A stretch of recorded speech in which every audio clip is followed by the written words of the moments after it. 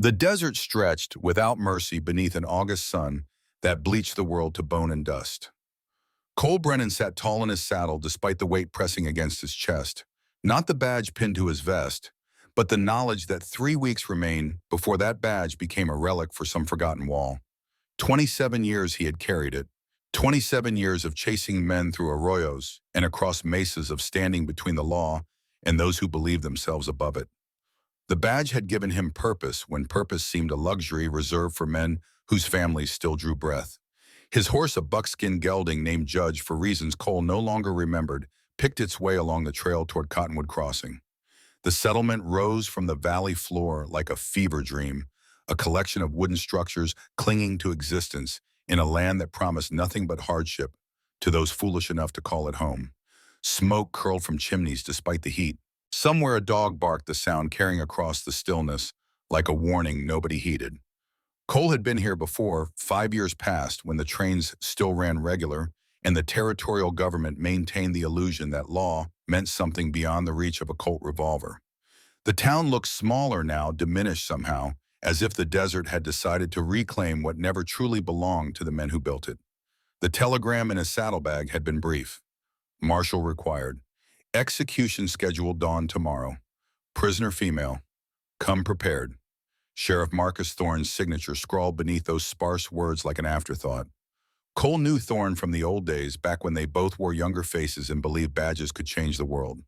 Time had taught them different lessons.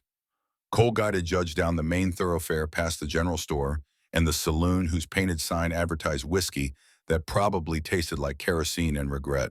A handful of townsfolk watched him pass with the kind of wary acknowledgement frontier people reserve for outsiders wearing federal badges. An old woman swept dust from her porch, the motion futile and eternal. A boy no older than 10 stared with eyes that had already seen too much of whatever passed for childhood in places like this. The gallows stood at the far end of town, a crude platform of weathered timber that cast long shadows across the square.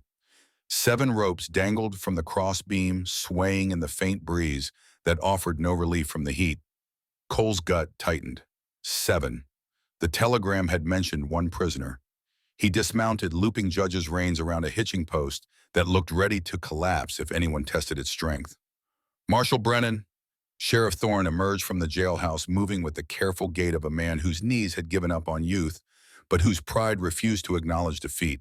He looked older than Cole remembered, 58 if memory served, but carrying those years like stones in his pockets. Gray streaked his hair and beard, lines carved deep around his eyes and mouth, the kind earned from squinting into too many sunrises and swallowing too many lies. He extended his hand. Cole shook it, noting the firmness that bordered on aggressive, the calluses that spoke of a man who still worked with his hands when necessity demanded. Thorne, your telegram said 1 prisoner. Circumstances changed. Thorne's smile didn't reach his eyes. Come on, I'll show you. They walked toward the gallows, their boots crunching against packed earth that refused to grow anything useful. As they drew closer, Cole saw movement beneath the platform, figures pressed into the shade guarded by 2 deputies whose faces suggested they would rather be anywhere else. 7 women sat bound and shackled, their wrists secured behind them. Ankles hobbled with iron that had rubbed their skin raw. Dust caked their hair and clothing. Blood crusted on split lips and bruised faces. One had her arm bound in a makeshift sling, the shoulder swollen purple and black. Another rocked slowly, her eyes fixed on some distant point beyond the horizon. The youngest might have been 16, the oldest perhaps 40. Patchy Cole realized. All of them. His hand drifted toward the Colt at his hip, not in threat, but in the unconscious gesture of a man preparing for violence he hoped wouldn't come. What am I looking at, Thorne? Prisoners. Thorne spat into the dust, the gesture carrying the weight of punctuation. Arrested 4 days ago for inciting rebellion and attacking federal property. Territorial judge signed the order yesterday. Execution set for dawn. All of them.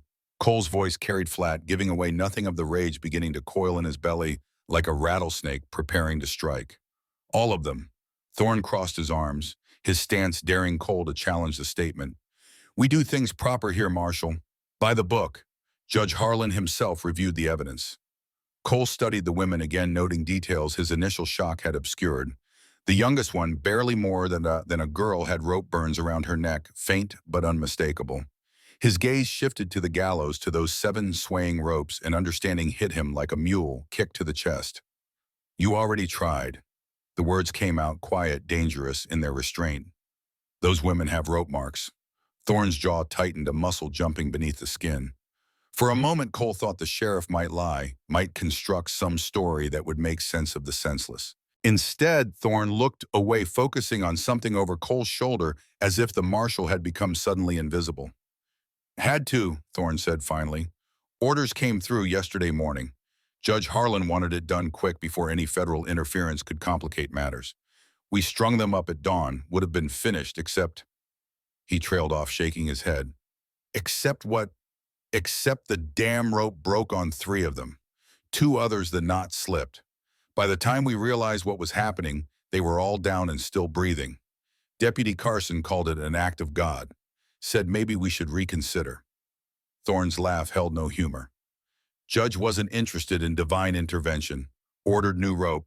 Execution rescheduled for tomorrow dawn, and this time we do it right. Cole felt something cold settle in his chest, that familiar weight that came when he stood at the crossroads of law and justice, and discovered they pointed in opposite directions. He had stood at these crossroads before, most notably 5 years ago, when his wife Anna and daughter Rose boarded a northbound train that never reached its destination. The official report called it an accident, a boiler explosion that incinerated 3 passenger cars and everyone inside them. Cole had ridden to the wreckage, had seen the scorch patterns that did not match any boiler failure. He knew had smelled the accelerant they'd used to cover their tracks. The law called it an accident. Justice remained a ghost, unsatisfied and hungry. What's the charge? Cole asked, though part of him already knew the answer would be a lie wrapped in legal language designed to make murder sound like duty. Rebellion, attacking a federal depot, theft of government property. Thorne rattled off the accusations with the bored efficiency of a man reading from a script he'd memorized. Territorial government has been dealing with Apache resistance for months. These women were caught red-handed. Red-handed doing what exactly? Thorne's eyes narrowed.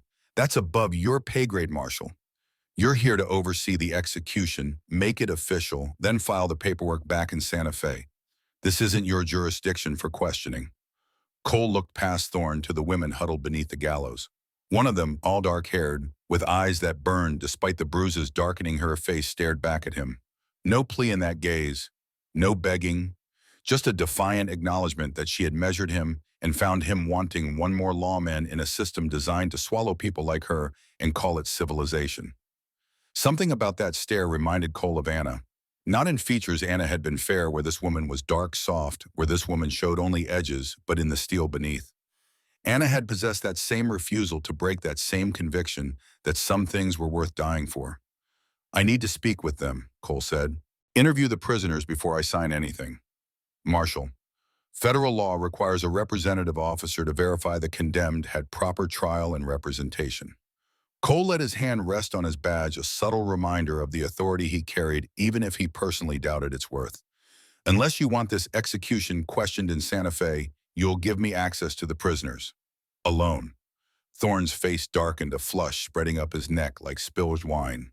For several heartbeats, Cole thought the sheriff might refuse, might call his deputies, and turn this afternoon into something nobody would walk away from clean. Then Thorne stepped back, gesturing toward the prisoners with exaggerated courtesy. 30 minutes, Marshal. After that, you've got paperwork to sign and a room at the boarding house waiting. We execute at dawn with or without your signature. Federal oversight is a courtesy, not a requirement. Cole walked past Thorne without acknowledging the threat, descended the 3 wooden steps to the packed earth beneath the gallows platform. The 2 deputies, young men with faces that hadn't yet learned to hide their discomfort, stepped aside, allowing Cole space among the prisoners. Up close, the damage became impossible to ignore. The woman with the dislocated shoulder breathed in shallow gasps, each inhalation clearly an agony she refused to voice. The youngest one had a cut above her eye that needed stitching, blood dried in a rust-colored trail down her cheek. Rope burns circled every throat, some deeper than others. Raw flesh exposed where hemp had sawed against skin during the failed hanging. Cole crouched before the woman who had stared at him, bringing himself to her level, rather than looming above. She didn't flinch, didn't look away. just waited with the patience of someone who had already died once and found the experience lacking in terror. "My name is Cole Brennan," he said quietly, pitching his voice so only she could hear. "United States Marshal. I need to know what happened." "Does it matter?" Her voice came rough, damaged by the rope's kiss. "They're going to kill us, whether you know the truth or not." "It matters to me." She studied him for a long moment, as if searching for some sign of sincerity in a world that had taught her only deception. Finally, she nodded once, a sharp jerk of her chin that might have been acknowledgement or might have been resignation. "My name is Elena Cross. My father owned land north of here near the foothills. Good land. Water year-round, grazing for cattle soil that could grow crops if you worked it proper. Railroad wanted it, offered money. Father refused. So they sent men in the night, burned our house with my family inside. I survived because I was checking the stock. By the time I got back, there was nothing left but ashes and bones." Cole listened without interruption, recognizing the cadence of truth in her words. He had heard too many lies across too many years not to know the difference. "I went to Sheriff Thorne," Elena continued, "told him what happened, showed him the tracks from the horses, the boot prints around the house, the kerosene cans they left behind. He wrote it down, real careful, promised an investigation. 3 days later, one of his deputies, Jessup Kane, came to arrest me. Said I'd killed my own family for the insurance money that witnesses placed me at the scene starting the fire." She paused, her jaw working as if physically chewing on the memory's bitterness. "There was no insurance money. We lived month to month, same as everyone. But they were gone, so they invented a crime and called it justice." "Deputy Kane," Cole repeated. "Where is he?" "Dead. I killed him." Elena said it without pride or shame, just statement of fact. "He came to my cell 2 nights ago, drunk. Said the sheriff had given him permission, that I wouldn't live long enough to tell anyone. So I fought. Got his knife. He wasn't expecting that. Wasn't expecting me to know where to cut." She met Cole's eyes, daring him to judge. "I'd do it again." Cole glanced up at the gallows, at the 7 ropes swaying in the breeze that carried the scent of creosote and distant rain. The others, Apache women from the reservations. Some I knew, most I didn't. They rounded us up after Kane died, said we were all part of some rebellion, that we'd been planning attacks on settlers. It's a lie, but lies signed by judges carry the same weight as truth in places like this. Elena's voice dropped lower, forcing Cole to lean closer. "Tomorrow morning they'll hang us proper.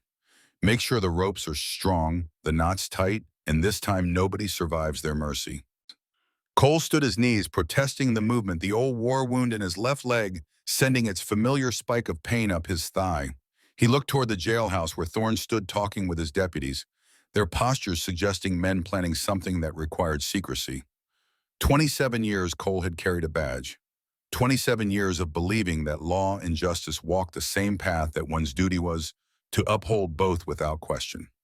But Anna and Rose had taught him different. Their deaths had revealed the lie at the system's heart, that powerful men could commit murder and call it accident, could steal and call it commerce, could execute the innocent and call it law. The sun had dropped lower, painting the sky in shades of amber and blood. Soon dark would fall and tomorrow would come fast, bringing with it 7 new graves dug at the edge of town, where they buried criminals and Indians without bothering to distinguish between the categories. Cole made his decision. He walked back across the square toward Sheriff Thorne, who watched his approach with the wariness of a man who suspected bad news but couldn't yet determine its shape. The deputies flanked their sheriff, hands drifting toward their holstered revolvers in the unconscious gesture of men preparing for confrontation. "I've made my assessment," Cole announced, his voice carrying across the square. By now a crowd had gathered, shopkeepers and drunks, women in faded dresses, and children who should have been home before dark. News spread fast in small towns, especially news that promised violence or spectacle, and the arrival of a federal marshal qualified as both.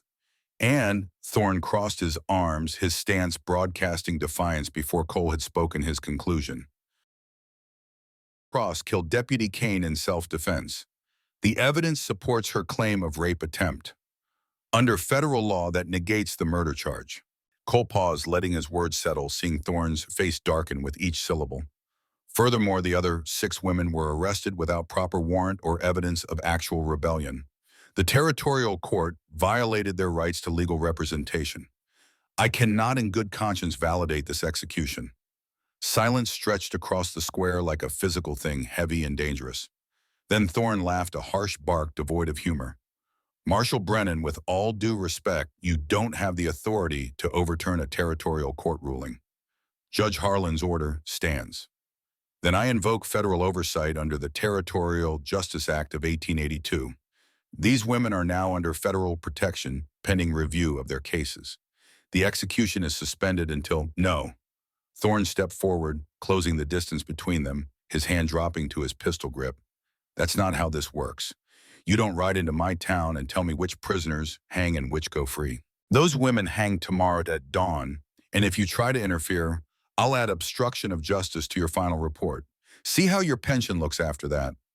Cole felt the weight of every eye in that square fixed on him, felt the moment crystallize into something that would define whatever remained of his life after these 3 weeks of badge-wearing ended. He could back down, file his report with reservations, let 7 women die, and carry that weight alongside all the others. Or he could do what Anna would have wanted, what Rose would have expected from the father who had failed to save them. I'll make you an offer, Thorne. Cole's voice came quiet, now pitched low enough that the crowd leaned forward to catch the words. Tomorrow at dawn, when you lead those women to the gallows, I'll walk up those steps in Elena Cross's place. Put the rope around my neck instead of hers. You want an execution, hang a federal marshal. See how Santa Fe likes that in your report. The crowd's collective gasp rippled outward like a stone dropped in still water. Thorne's expression cycled through disbelief, anger, and something that might have been calculation before settling into a cold smile. You can't be serious. Dead serious. Cole unbuckled his gun belt, let it drop to the dust at his feet. You claim this is about law and justice. Fine. I'm offering to trade my life for hers. My 27 years of service against one woman you say committed murder. That's how confident I am in her innocence. How confident are you in her guilt? Thorne opened his mouth, closed, it opened it again like a fish drowning in air. Finally, he found words, though they emerged strangled and uncertain. The territorial court would have to explain to the federal government why they hanged a decorated marshal instead of conducting a proper investigation. Cole held Thorne's gaze, refusing to blink, refusing to give the sheriff any space to maneuver. Unless you're admitting there's something here you don't want investigated. Several heartbeats passed in silence.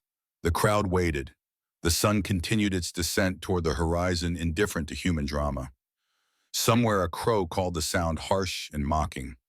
Then Thorne nodded once, a sharp jerk of his head that sealed whatever passed for agreement in this moment. Deputies arrest Marshal Brennan for obstruction of justice and attempted interference with a lawful execution. Lock him in the cell with Cross. Tomorrow at dawn, we'll see who hangs. The deputies moved forward with the reluctance of men following orders they wished had never been given. Cole allowed them to secure his wrist behind him to march him across the square toward the jailhouse, while the crowd murmured and speculated and tried to understand what they had just witnessed. As they pushed him through the jailhouse door, Cole caught one last glimpse of the gallows of the 7 ropes swaying in the evening breeze. By this time tomorrow, either he would be dead or those ropes would remain empty. There existed no middle ground, no compromise that satisfied both duty and conscience. The cell stank of unwashed bodies and despair. Elena Cross sat on the single cot, her legs drawn up, arms wrapped around her knees. She looked up as the deputies shoved Cole inside, her eyes widening in surprise before narrowing in what might have been suspicion or might have been hope, though Cole suspected she'd learned better than to trust the latter. The iron door clanged shut. The deputies' footsteps receded. Outside, darkness began its nightly conquest of the desert, swallowing the heat and replacing it with cold that seeped through stone walls and iron bars. That was either the bravest thing I've ever seen, Elena said finally, or the most foolish. Cole settled onto the floor across from the cot, his back against the wall, his legs stretched out before him. Everything hurt: the ride, the confrontation, the weight of having just gambled his life on a principle that might get him killed without saving anyone. Probably both, he admitted, though I'm leaning toward foolish. Why? The question carried genuine curiosity rather than accusation. You don't know me. Don't owe me anything. Why throw away your life? Cole thought about Anna and Rose, about the train that had carried them north toward what should have been safety, but became their grave instead. He thought about the 5 years he'd spent trying to find who had ordered that fire, the dead ends and cold trails, and officials who stonewalled every question with bureaucratic walls of procedure and jurisdiction. He thought about all the times he'd stood on the side of law when justice demanded he stand somewhere else. I made a promise once, he said quietly, to protect people who couldn't protect themselves. I broke that promise and lost everything that mattered. Maybe I can't fix that, but I can keep it from happening again, even if it costs me whatever's left. Elena studied him in the dim light filtering through the cell's single window, a square of stars and cooling desert night. You lost family. Not a question. Statement of recognition from someone who had walked the same path through grief. Wife and daughter. 5 years ago, train fire north of here. Official report called it an accident. I called it murder, but couldn't prove it. You think whoever killed them is connected to whoever killed my family? Cole shrugged, the gesture suggesting possibility without commitment. Railroad wanted your father's land. Railroad companies needed right-of-way through territories occupied by people who wouldn't sell. Burning them out sends a message. One family gets dismissed as accident, another as isolated incident. String enough of them together and patterns emerge, but only if someone's looking. Most people don't look. Easier not to. But you looked. For all the good it did. Bitterness crept into Cole's voice despite his effort to keep it neutral. Whoever ordered the fire on my family covered their tracks too well. No witnesses. No evidence beyond my gut feeling that accelerant patterns don't match boiler explosions. And gut feelings don't hold up in court when the defendants own the judges. Silence settled between them, not uncomfortable, but heavy with shared recognition of systemic failure. Outside, someone laughed, a deputy or townsperson going about life while condemned prisoners waited for dawn. The mundane and the tragic occupied the same space, indifferent to each other's existence. What happens tomorrow, Elena asked, when they come with the ropes? Honestly. Cole met her gaze. I don't know. Either Thorne calls my bluff and tries to hang me anyway, which would create federal problems he might not want, or he reconsiders the whole execution, which seems unlikely. Or, he paused, reluctant to voice the third option, or someone comes to silence us both before questions get asked. Elena finished the thought he'd left unspoken. Make it look like we tried to escape, got shot in the attempt. That would be cleaner for everyone involved. Except us. Well, yes, there's that minor complication. Elena laughed, the sound startling in its genuineness. Not humor exactly, but recognition of absurdity, an acknowledgement that sometimes laughter was the only sane response to insane circumstances. You know what the stupid thing is, she said after the laughter faded. I actually believed in the system once. Believed that if you followed the rules, worked hard, paid your debts, and minded your business, the law would protect you. Funny how getting hanged once changes your perspective on institutional trust. I wore this badge for 27 years, Cole replied. Thought it meant something and thought I was making a difference, protecting people, upholding civilization in places where civilization was more theory than practice.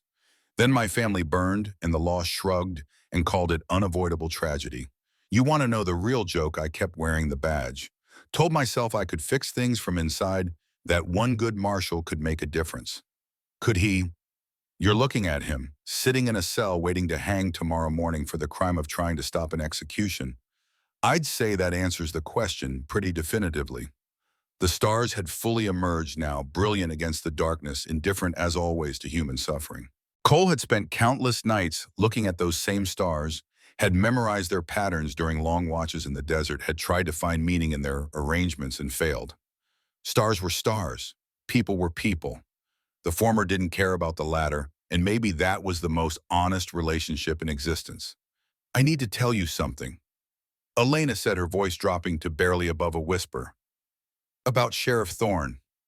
Cole straightened, sensing importance in her tone. My father knew him. They were friends once before. She paused, gathering words or maybe courage. My father's name was Daniel Cross. 20 years ago, he and Marcus Thorne were prospectors together before Thorne became sheriff. They found a claim up in the mountains, registered it proper, worked it for 2 seasons. Made good money, nothing spectacular, but steady. Then my father decided to cash out his share, use the money to buy land suitable for ranching. Thorne wanted to keep mining. They agreed to split the claims, value shake hands, go separate ways. But they didn't, Cole said, anticipating the turn this story would take. They performed a ceremony, Elena continued. Patchy tradition my father learned from my mother. A blood oath. They cut their palms, mixed their blood, and swore before witnesses that they were brothers not by birth but by choice. That oath was sacred, unbreakable. It meant that if either of them needed help, the other would come. That if either faced danger, the other would stand beside him. That betrayal of one was betrayal of self. Cole felt something cold settle in his gut. What happened? Thorne broke it. Elena's voice went flatty, emotion bled out and replaced with factual recitation. 5 years ago, the railroad approached him, offered money, lots of it, to facilitate land acquisitions along their proposed route. All Thorne had to do was look the other way when certain property owners encountered problems. Or better yet, create those problems himself, frame them for crimes, forge evidence, whatever it took to clear the land for railroad expansion. Your father's land was in that route. Prime location, water access flat enough for track, laying close enough to existing settlements to justify the expense. Railroad wanted it bad. Thorne came to my father first, tried to convince Hayes to sell, offered more than fair price. But the land meant something to my father beyond money. It was his legacy, his children's inheritance, the place he planned to mow and be buried beside my mother, who had passed 2 years earlier. He refused. Elena's hands had clenched into fists, without her seeming to notice knuckles white against brown skin. 2 weeks later, our house burned. Father, my 2 younger brothers, my sister, all dead. I survived because I'd ridden to town for supplies. When I got back, the sheriff was already there, examining the scene, taking notes, looking every bit the concerned lawman investigating tragedy. He put his arm around my shoulders, told me how sorry he was, promised he'd find whoever did this. But you knew. I knew. I could see it in his eyes, that flicker of guilt he couldn't quite hide. Could hear it in his voice, that false comfort he offered. And when I went to report my suspicions, when I tried to show him evidence, he turned it against me. Made me the suspect. Manufactured witnesses who swore they'd seen me arguing with my father, who claimed I'd been resentful of his refusal to sell, who said I'd threatened him. Within a week, I was arrested for my family's murder. Within a month, I was convicted. Within 2 months, I was standing on a gallows platform with a rope around my neck. Cole processed this, fitting pieces together into a picture that made horrible sense. The blood oath? He broke it when he helped kill your father. Worse than broke it, he betrayed it, actively participated in murdering his blood brother for money and position. Elena looked at Cole, her eyes reflecting starlight and something harder than grief. In Apache tradition, that kind of betrayal carries consequences beyond death. It stains not just the man, but his descendants, marks them as cursed, untrustworthy. Thorne knows this, lives with it every day. And yet he keeps doing it, keeps taking railroad money, keeps clearing land through murder, and calling it development. Why tell me this now? Because you need to understand what we're facing. Thorne isn't just a corrupt sheriff. He's a man who broke the most sacred bond he ever made. A man who lives with that weight and chose to become something worse than what broke him. If you think he'll show mercy, if you think your federal badge will protect you, you're wrong. He'll kill us both tomorrow and sleep fine after. His soul was sold years ago. What's left is just a body that remembers how to breathe. Cole leaned his head back against the cell wall, feeling the cool stone against his skull, the weight of Elena's revelations settling over him like a physical thing.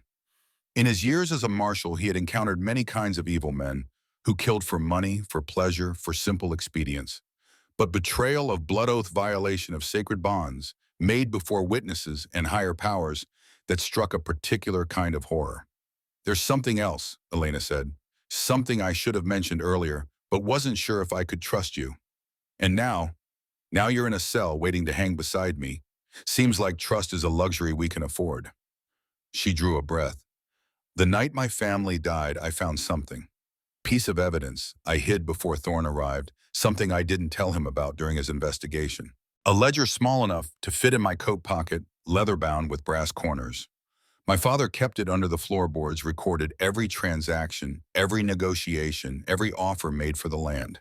Dated entries, named names, amounts specific down to the dollar. Cole sat forward. You still have it. Hidden. When they arrested me, they searched my person and the house, but not the surrounding property. I'd cached it in a hollow tree near the creek, wrapped in oilcloth. It's probably still there unless somebody stumbled on it by accident. That ledger could prove everything. It lists the railroad representatives who approached my father, shows the escalating pressure, the threats disguised as offers.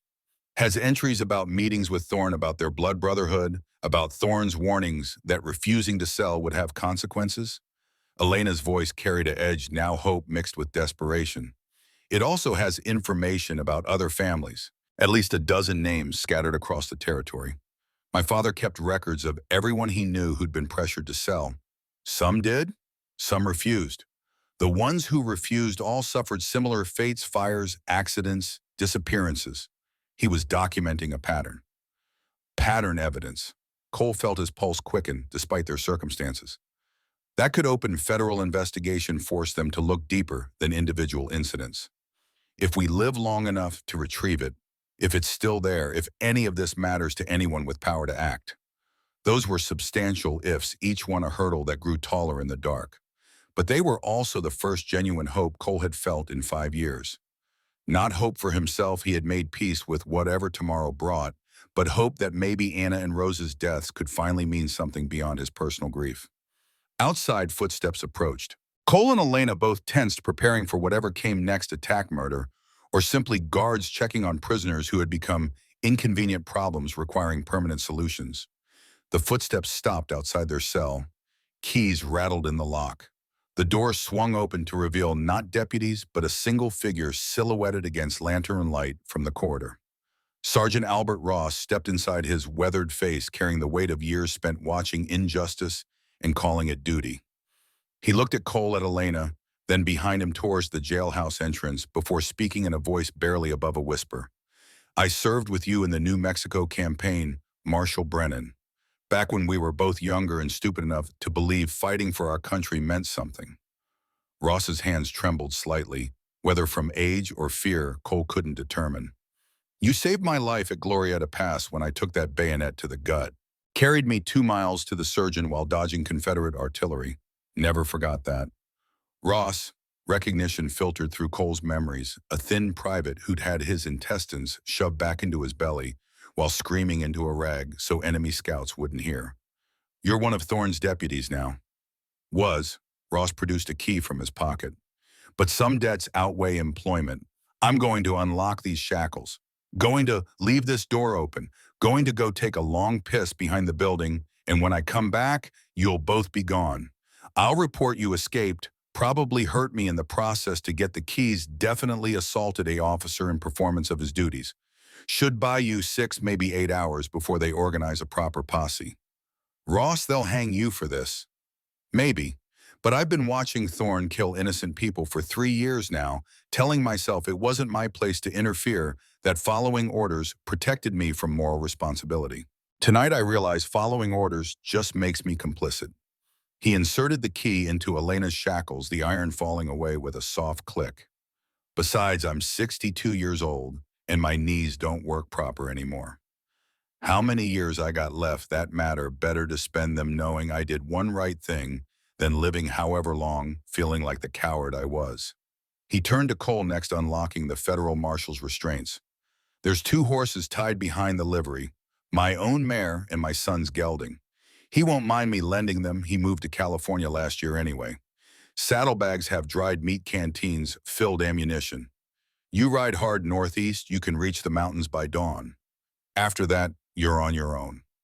Cole stood rubbing his wrists where iron had left red marks on pale skin.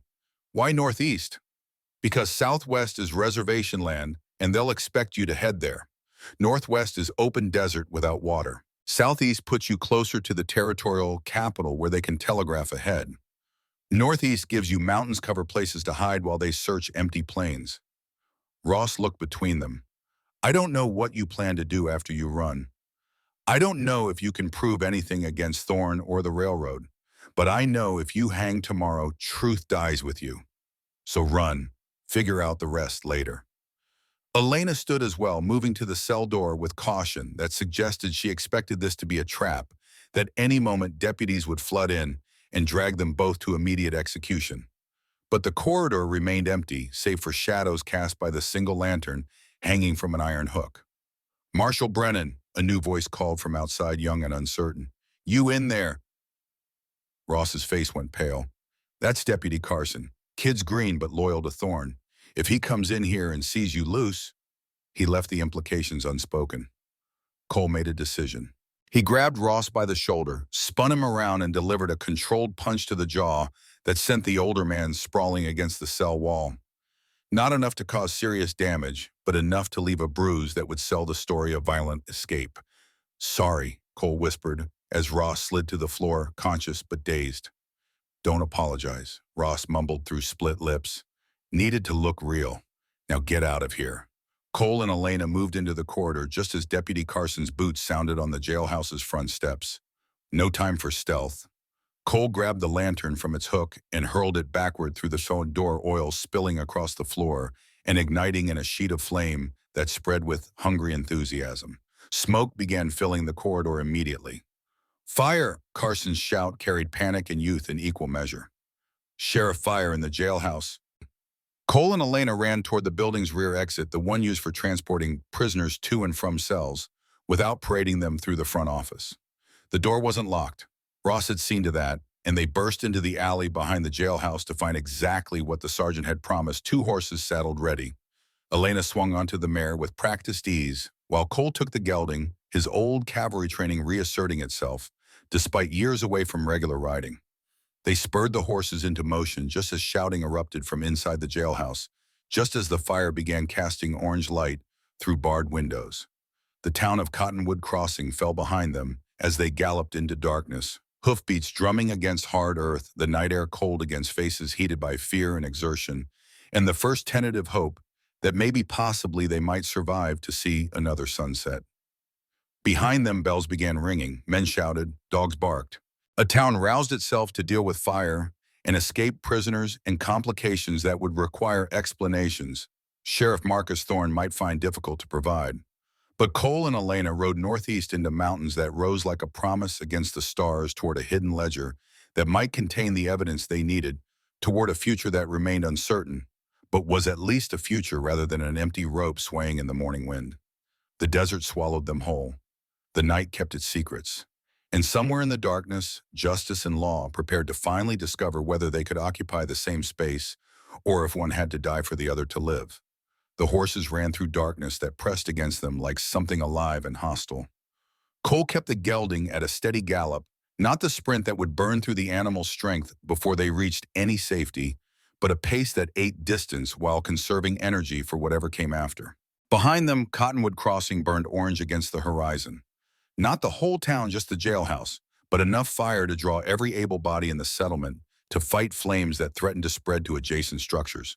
Elena rode beside him, her posture suggesting someone born to horseback, despite the bruises and rope burns that had to be screaming with every jarring stride. She leaned forward over the mare's neck, her hands light on the reins, letting the animal find its own footing across terrain that shifted from hard pan to loose sand to rocky outcrops without warning. They rode for an hour before Cole risked slowing to a walk, giving the horses a chance to blow their flanks, heaving breath coming in great clouds of steam against the cooling night. His own lungs burned, his legs ached from the unaccustomed riding after too many years behind a desk filing reports instead of chasing criminals across open country. Elena pulled alongside him, close enough that he could see her face in the starlight.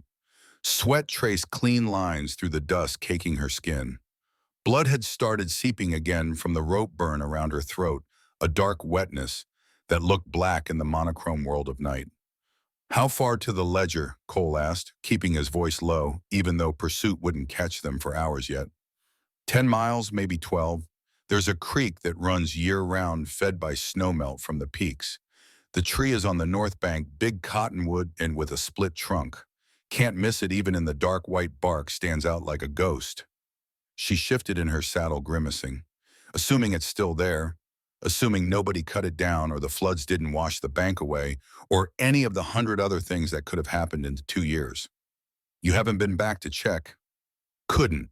They arrested me the day after I hit it, kept me in that cell ever since. No trial, no visitors, nothing but waiting for them to decide when and how to kill me. Her hands tightened on the reins. I used to dream about going back, retrieving that ledger, riding all the way to Santa Fe, and shoving it under the territorial governor's nose until he had no choice but to investigate. Funny how things work out different than you plan. Cole thought about his own plans, the ones he'd made 5 years ago when Anna and Rose died. He'd intended to find every person responsible for that fire, to drag them into court or into the desert, whichever came first. Instead, he'd filed reports that got ignored, followed leads that dead-ended against walls of bureaucratic indifference, and eventually resigned himself to carrying his badge until retirement offered escape from a system that had failed him. Now here he was, a fugitive from that same system, riding through darkness, with a woman who should have been dead if not for ropes that broke at precisely the right moment. Ross had called it an act of God. Cole didn't believe in God, not anymore, but he believed in probability defying itself when it suited larger purposes. 7 ropes breaking simultaneously suggested either divine intervention or such shoddy execution that incompetence became its own form of salvation. They rode on the mountains, growing larger ahead of them, no longer a distant promise, but an immediate presence that changed the quality of darkness. Trees appeared sparse at first, then denser pinyon and juniper, giving way to ponderosa pine as elevation increased. The air grew colder, carrying the scent of sap and decomposing needles and water running over stone. Elena guided them toward a sound Cole couldn't yet hear, following some internal compass, calibrated by years of living in this country. Then he heard it too, the creek running high from late summer storms in the peaks, its voice constant and soothing after the desert silence. They dismounted at the water's edge, letting the horses drink, while Elena scanned the opposite bank. Cole's hand drifted to the Colt they'd taken from Deputy Carson's gun belt during the confusion of fire and escape. Not that the weapon would help much if Thorne's posse arrived, but holding it provided comfort in the way security blankets comfort children, irrational but necessary. There, Elena pointed to a massive cottonwood 50 yards upstream, its white bark luminous in starlight trunk, split into a Y shape that created a hollow large enough to hide a child. That's it. They forded the creek, water rising to their knees, cold enough to steal breath and make muscles clench. On the far bank, Elena approached the tree with the caution of someone expecting disappointment, as if 2 years of hoping had taught her not to trust good fortune. She knelt at the base of the split trunk, reaching into the hollow space where wood had rotted away, leaving a cavity protected from rain, but open to any animal or curious human who might investigate. Her hand emerged holding something wrapped in oilcloth, the bundle small enough to fit in a coat pocket, innocuous in appearance, but weighted with the kind of significance that changes everything. Elena unwrapped it with shaking hands. The ledger emerged leather-bound with brass corners, exactly as she'd described its pages, yellowed, but intact. She opened it, tilting the book toward starlight, and Cole saw neat handwriting marching across pages in columns and dates and amounts that documented 2 years of pressure threats and systematic intimidation. "It's all here," Elena whispered, her voice carrying wonder mixed with something darker. Every conversation, every offer, every threat disguised as friendly advice. She flipped pages, scanning entries with the speed of someone who'd memorized the contents. "Listen to this. March 14th, 1883. Met with Thorne at the claim.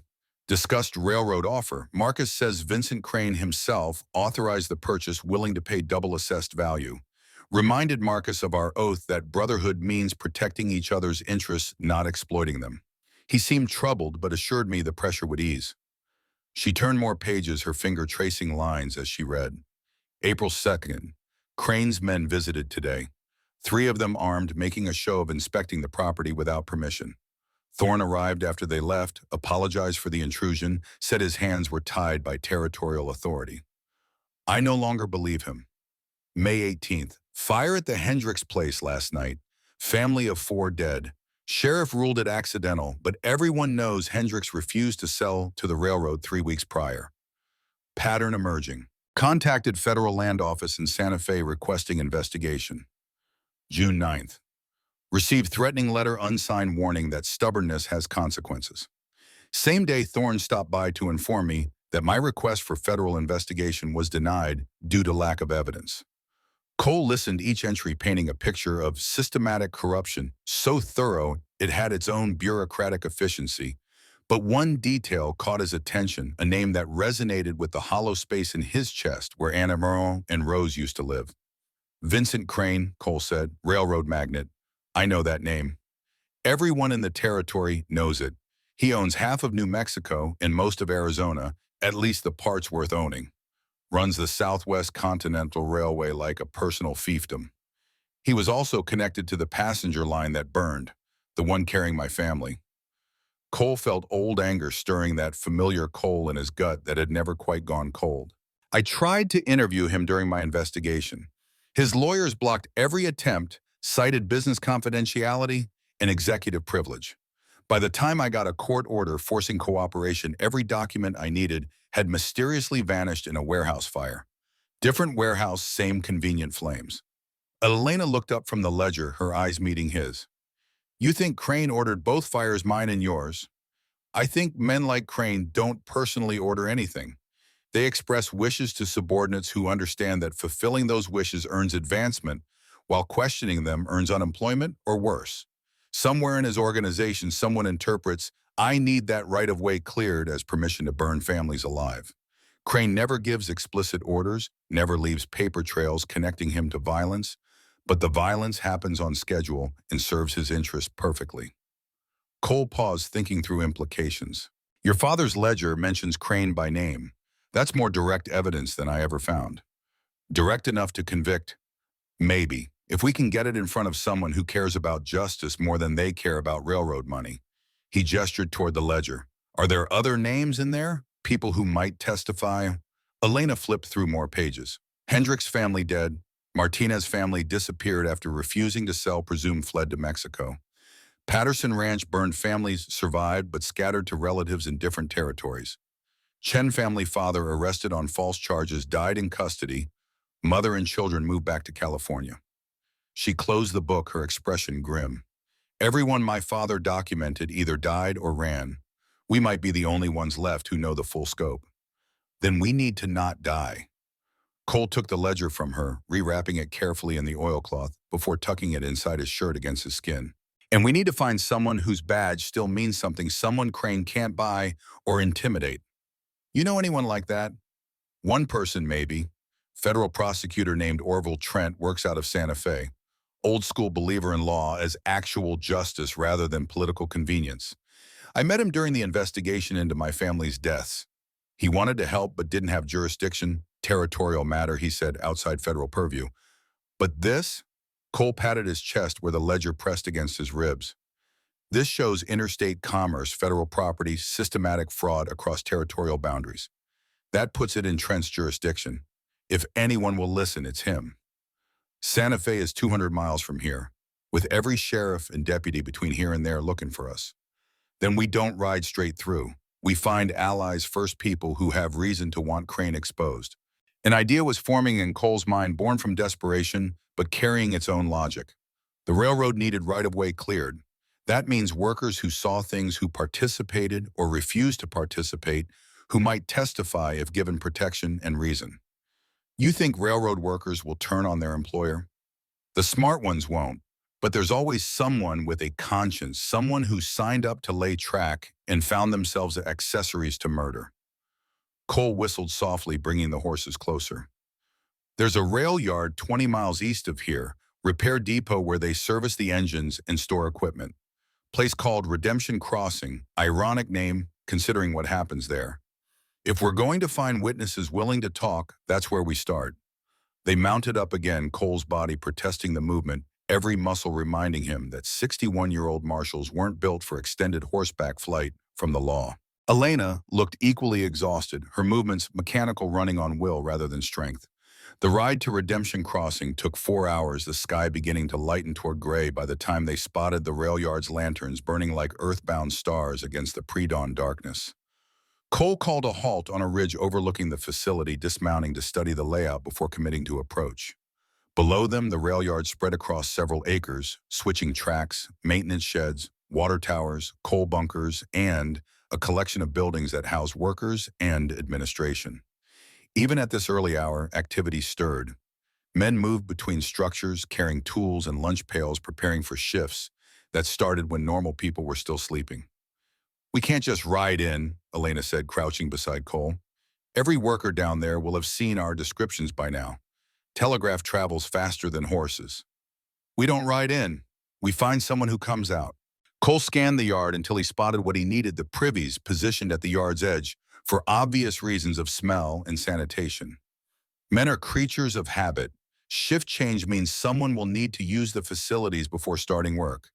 We intercept them there out of sight from the main yard, convince them to help. Convince how? At gunpoint, with the truth and money. Cole pulled a leather pouch from his pocket, the emergency funds every marshal carried for situations requiring quick solutions to complicated problems. $50 goes a long way for a railroad worker making $1.50 a day. $50 and a chance to do the right thing that might overcome fear. They waited as dawn crept closer, the sky shifting from black to purple to that particular shade of gray that precedes sunrise. Workers began moving with more purpose now, clusters of men heading toward the privies before shift start. Cole watched them, looking for someone who moved alone, who carried themselves with the wariness of a person who'd learned not to trust groups. His target appeared 10 minutes later, a man in his 40s, lean and weathered, walking with a slight limp that suggested old injury imperfectly healed. He glanced behind him before entering the privy, that quick check over the shoulder that marked someone accustomed to watching for threats. Cole and Elena moved down the ridge, keeping to the cover of scrub brush in morning shadows. They reached the privy just as the man emerged, and Cole stepped into his path with the Colt held low but visible. "Easy," Cole said quietly. "We're not here to hurt you. Just need information and maybe help." The man froze, his hands rising slowly, his face cycling through surprise and fear before settling into resignation. "You're the marshal, the one who escaped from Cottonwood with the cross woman." "Guilty as charged. What's your name?" "Tobias Reeves. Folks call me Two-Shot on account of I only got 2 fingers left on this hand." He raised his right hand, showing where the middle 3 digits had been severed at the second knuckle, leaving only thumb and pinky. "Coupling accident. Railroad gave me $75 compensation and a job shoveling coal since I couldn't work the heavy machinery no more." Cole studied Tobias, seeing past the casual introduction to the bitterness beneath. $75 for 3 fingers and a lifetime of disability seemed the kind of mathematics that bred resentment. "You know Vincent Crane?" Cole asked. "I know of him. Never met the man. He don't visit rail yards where actual work happens." "But you've seen things. Shipments that didn't match manifests. Orders that came from above and weren't questioned. Workers who asked too many questions and stopped showing up for shifts." Tobias's eyes narrowed. "What are you after, Marshal?" Cole made his gamble. "I'm after proof that Crane ordered murders to clear right-of-way for his railroad. Proof that Sheriff Thorne and others in his pocket executed those orders. I've got documents. I need witnesses. And I need someone who can get us to Santa Fe without being caught." "That's asking a lot from a man you just met at gunpoint." $50. Cole produced the pouch. "Plus a chance to hurt the company that took your fingers and called it fair compensation." Tobias looked at the money, looked at Cole, looked at Elena, who'd remained silent but present. Whatever calculation he performed behind those eyes arrived at a conclusion that surprised Cole by its speed. "Keep your money, Marshal. I'll help you because I've been waiting 2 years for someone to finally do something about the bodies we've been burying along this line." He gestured toward the yard. "There's a supply train leaving in 2 hours heading east toward the territorial capital. Officially, it's carrying construction materials. Unofficially, it's got a car full of railroad documents they're relocating before federal auditors can subpoena them.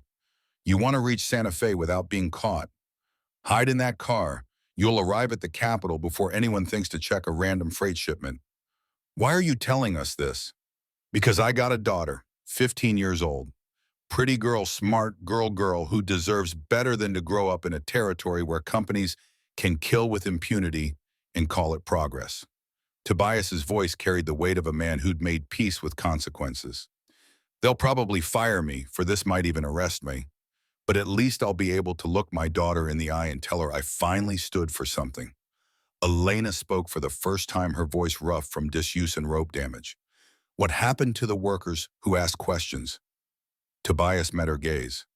Some got transferred to distant yards. Some got fired for incompetence that didn't exist until they questioned orders. 3 of them died in accidents that weren't accidents. A tool shed collapsed on, one another fell into a coal tender.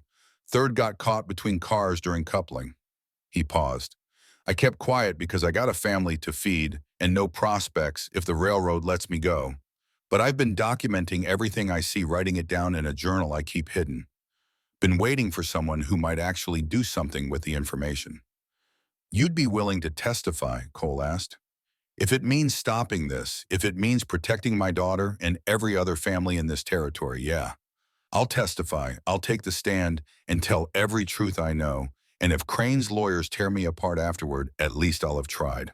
Cole felt something shift in his chest, that first genuine hope that maybe this wouldn't end with both him and Elena dead in a ditch somewhere, that maybe the system could still function if you found the right pressure points and applied enough force.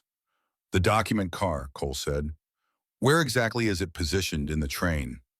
Third from the engine. Looks like any other freight are from outside brown. Paint, no markings.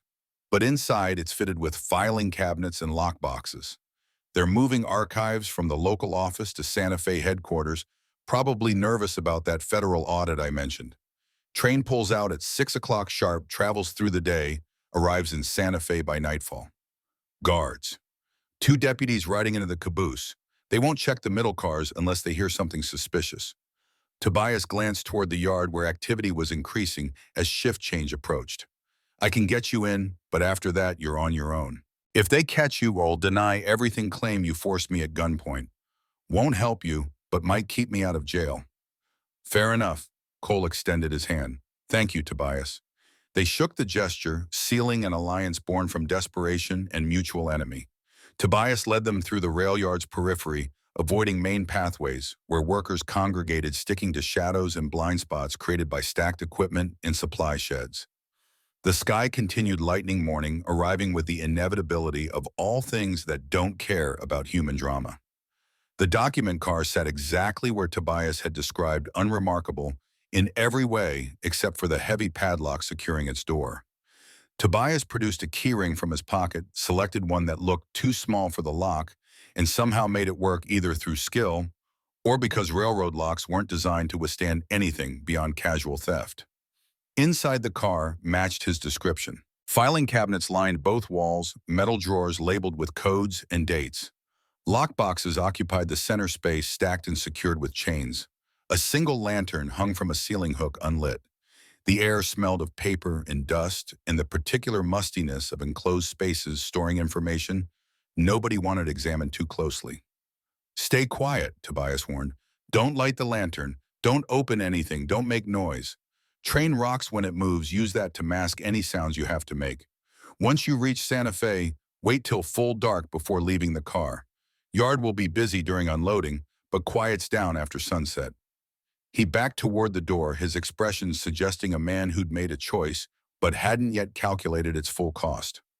Then he paused, reaching into his pocket to produce a small journal bound in leather, worn soft from handling. My records, Tobias said, offering it to Cole. Everything I've seen in 2 years of working this yard. Dates, times, names, cargo manifests that didn't match what we actually loaded. It's not much, but combined with whatever else you've got, maybe it's enough. Cole took the journal, adding it to the ledger already pressed against his chest. 2 documents now, 2 threads that might weave together into something resembling proof. One more thing, Tobias added. There's a woman in Santa Fe works as a courier for the Territorial Telegraph Office. Name's Grace Hartwell. She's seen messages that would interest you, communications between Crane's office and various sheriffs, coded language that stops just short of explicitly ordering violence. Grace has been making copies, storing them in a safe deposit box, waiting for someone to come forward. Tell her 2 Shots sent you. She'll know what it means. Then Tobias was gone, the door closing behind him, the lock clicking back into place. Cole and Elena stood in darkness that smelled of secrets and the particular guilt of institutions aware they're doing wrong but committed to the course. "We might actually have a chance," Elena whispered. "Between your ledger, his journal, and Grace's telegraph copies, that's 3 independent sources of evidence. Even Crane's lawyers would have trouble explaining away that much documentation. If we live long enough to present it." Cole felt the train car's floor beneath him solid and real, and wondered how quickly solid things could become traps. "We're betting everything on reaching Santa Fe, finding Trent, and convincing him to act before Crane's people that he silence us permanently. You have a better plan?" "No, this is what hope looks like when you've run out of alternatives." They found positions in the car's far corner, behind a stack of lockboxes that provided concealment and something to brace against when the train moved. Cole's body ached in places he'd forgotten existed, exhaustion pressing down with physical weight. Elena looked worse, her face pale despite the dark skin, her breathing shallow, the rope burn around her throat seeping blood through the makeshift bandage she'd fashioned from torn shirt fabric. "You should rest," Cole said. "We've got 2 hours until departure, then all day locked in here. Sleep while you can." "Can't. Too wired. Keep thinking about what happens if this doesn't work, if we get caught, if Trent won't listen." She leaned her head back against the lockbox, closing her eyes despite claiming she couldn't sleep. "Tell me something about your family, your wife and daughter. What were they like?" Cole hesitated, not from unwillingness, but from the particular pain that comes with speaking about the dead when their absence remains fresh despite years passing. But Elena had shared her story, her loss, her betrayal by someone who'd sworn brotherhood. Seemed only fair he'd offer the same vulnerability. "Anna was a teacher," he began quietly, "back in Missouri before we came west. Taught children their letters and numbers, believed education could lift people out of poverty and ignorance. She had this way of explaining things that made even complicated concepts seem simple. Rose, our daughter, inherited that gift. At 8 years old, she could already read better than I could, would correct my grammar when I told her bedtime stories." He smiled at the memory, the expression carrying equal parts warmth and devastation. They were heading north to visit Anna's sister. "I was supposed to go with them, but a case came up, something that seemed important at the time. I told them to go ahead, that I'd follow in a week once I'd wrapped up the investigation." "But you never did." "No, got the telegram 3 days later. Train fire, no survivors' bodies, too burned for identification in many cases. They buried them in a mass grave near the site, just boxed up the remains and called it done." Cole's hands clenched into fists, the old rage rising. "I tried to investigate, filed reports, requested federal examination, pushed every contact I had in Washington. But the railroad company had already completed their inquiry, ruled it accidental, closed the case. Nobody wanted to reopen it, especially not for one marshal with a personal interest and no evidence beyond gut feelings. So you've been hunting them ever since. More like haunting them, following leads that go nowhere, building files nobody reads, wearing this badge and pretending it means something while knowing it's just metal and disappointment." He looked at Elena in the dimness. "That's why I offered to take your place on those gallows. Not nobility, not heroism, just exhaustion with pretending the law serves justice when mostly it serves whoever has enough money to purchase favorable outcomes." Elena opened her eyes, meeting his gaze. "You think we're going to die doing this? You think even if we reach Santa Fe, even if we find Trent Crane's people, will kill us before we can testify?" "Probably, though. Then why try? Because trying means something. Because Anna and Rose deserve better than my resignation. Because your father and your family deserve better than Thorne's betrayal going unpunished. Because even if we fail, we'll fail doing the right thing, and lately that seems like the highest ambition I can manage." Silence settled between them, not uncomfortable, but heavy with shared recognition of mortality's proximity. Outside, the rail yard grew louder as shift change completed and work began in earnest. Steam whistles blew. Men shouted. Metal clanged against metal in the particular percussion of industrial activity. Time passed in that slow way it does when you're waiting for something you both need and fear. The sun fully rose light, filtering through gaps in the car's walls in dusty beams that illuminated nothing useful. Cole's exhaustion finally overcame vigilance, his eyes drifting, closed, consciousness fading into something between sleep and trance. He woke to motion, the train lurching forward, couplings engaging in sequence, the entire line coming alive as the engine began pulling its load toward whatever waited in Santa Fe. Elena had fallen asleep as well, her head resting against his shoulder, her breathing steady despite the pain she had to be enduring. Cole didn't wake her, just sat in darkness that rocked gently, his arms wrapped around evidence that might change everything, his thoughts drifting between past and future, while the present rolled forward on iron wheels toward a destination he could only hope he'd live long enough to reach. The train gathered speed, leaving Redemption Crossing behind, carrying them toward either salvation or execution. And in that moment, Cole found he couldn't distinguish between the two, couldn't determine which outcome justice demanded, couldn't do anything but hold still and wait for the world to decide whether they'd earned a chance at redemption or simply postpone the inevitable. Outside, the desert fled past in blur of sand and stone, an endless station. Inside, two fugitives rode through darkness toward a light they couldn't see but had to believe existed because belief was all that remained when every other option had burned to ash. The train carved through desert that stretched in every direction like a promise broken and abandoned. Cole woke to rhythmic, clacking steel wheels against iron rails, that particular music of industrial progress indifferent to human cost. His neck ached from sleeping upright. His shoulder, where Elena had rested her head, felt numb, circulation cut by her weight. He shifted carefully, not wanting to wake her, but her eyes opened anyway. That instant alertness of someone who'd learned sleep was a luxury that could kill you if you committed to it fully. "How long?" she asked, her voice carrying the rasp of thirst and damaged throat. Cole checked the light filtering through wall gaps, judging by angle and intensity. 3 hours, maybe 4. Still morning. We've got 6 more hours minimum before Santa Fe. Elena sat up, grimacing as movement reminded her of injuries she'd briefly forgotten. The rope burn around her neck had darkened overnight, a collar of purple and black that stood out against her skin like accusation. She touched it, gingerly winced, then forced her hand away, as if refusing to acknowledge pain might make it less real. "We should look," she said, gesturing toward the filing cabinets lining the walls. "If they're moving documents to avoid federal audit, there might be something useful in here." Cole considered the risk, noise evidence, of tampering, the possibility that cabinets were inventoried and discrepancies would be noticed. But they'd already committed to a course that would likely end in death regardless. Might as well ensure that death served purpose. "Carefully," and he said, "no breaking locks. If a drawer opens easy, we look. If it's secured, we leave it alone." They moved through the card-testing drawers with the methodical patience of people who understood that haste creates mistakes and mistakes create corpses. Most cabinets were locked and their contents were protected by mechanisms neither of them had tools to bypass.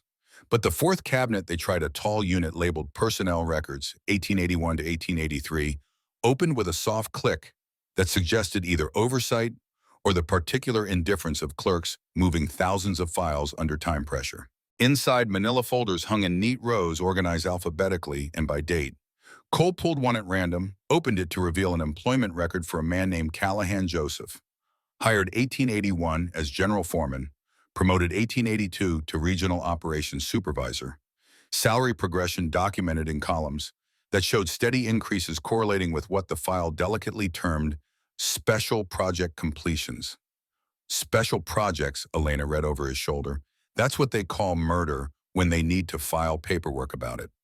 Cole flipped it on finding performance reviews that praised Callahan's efficiency in resolving property disputes and creative problem-solving regarding right-of-way obstacles.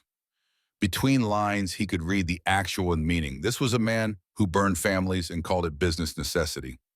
"Look at this," Elena said, pulling another file. "Martinez Diego terminated 1882 for excessive questioning of orders." That's the Martinez family my father mentioned in his ledger, the ones who disappeared. Cole filed that information away, pulling more folders, scanning their contents, with growing understanding of how Crane's operation functioned. The railroad didn't just employ workers, it employed categories of workers, those who laid track, those who maintained equipment, and those who cleared obstacles through methods the company preferred not to examine too closely. Each special project was documented in sanitized language that would pass legal scrutiny while conveying intent to anyone reading between lines.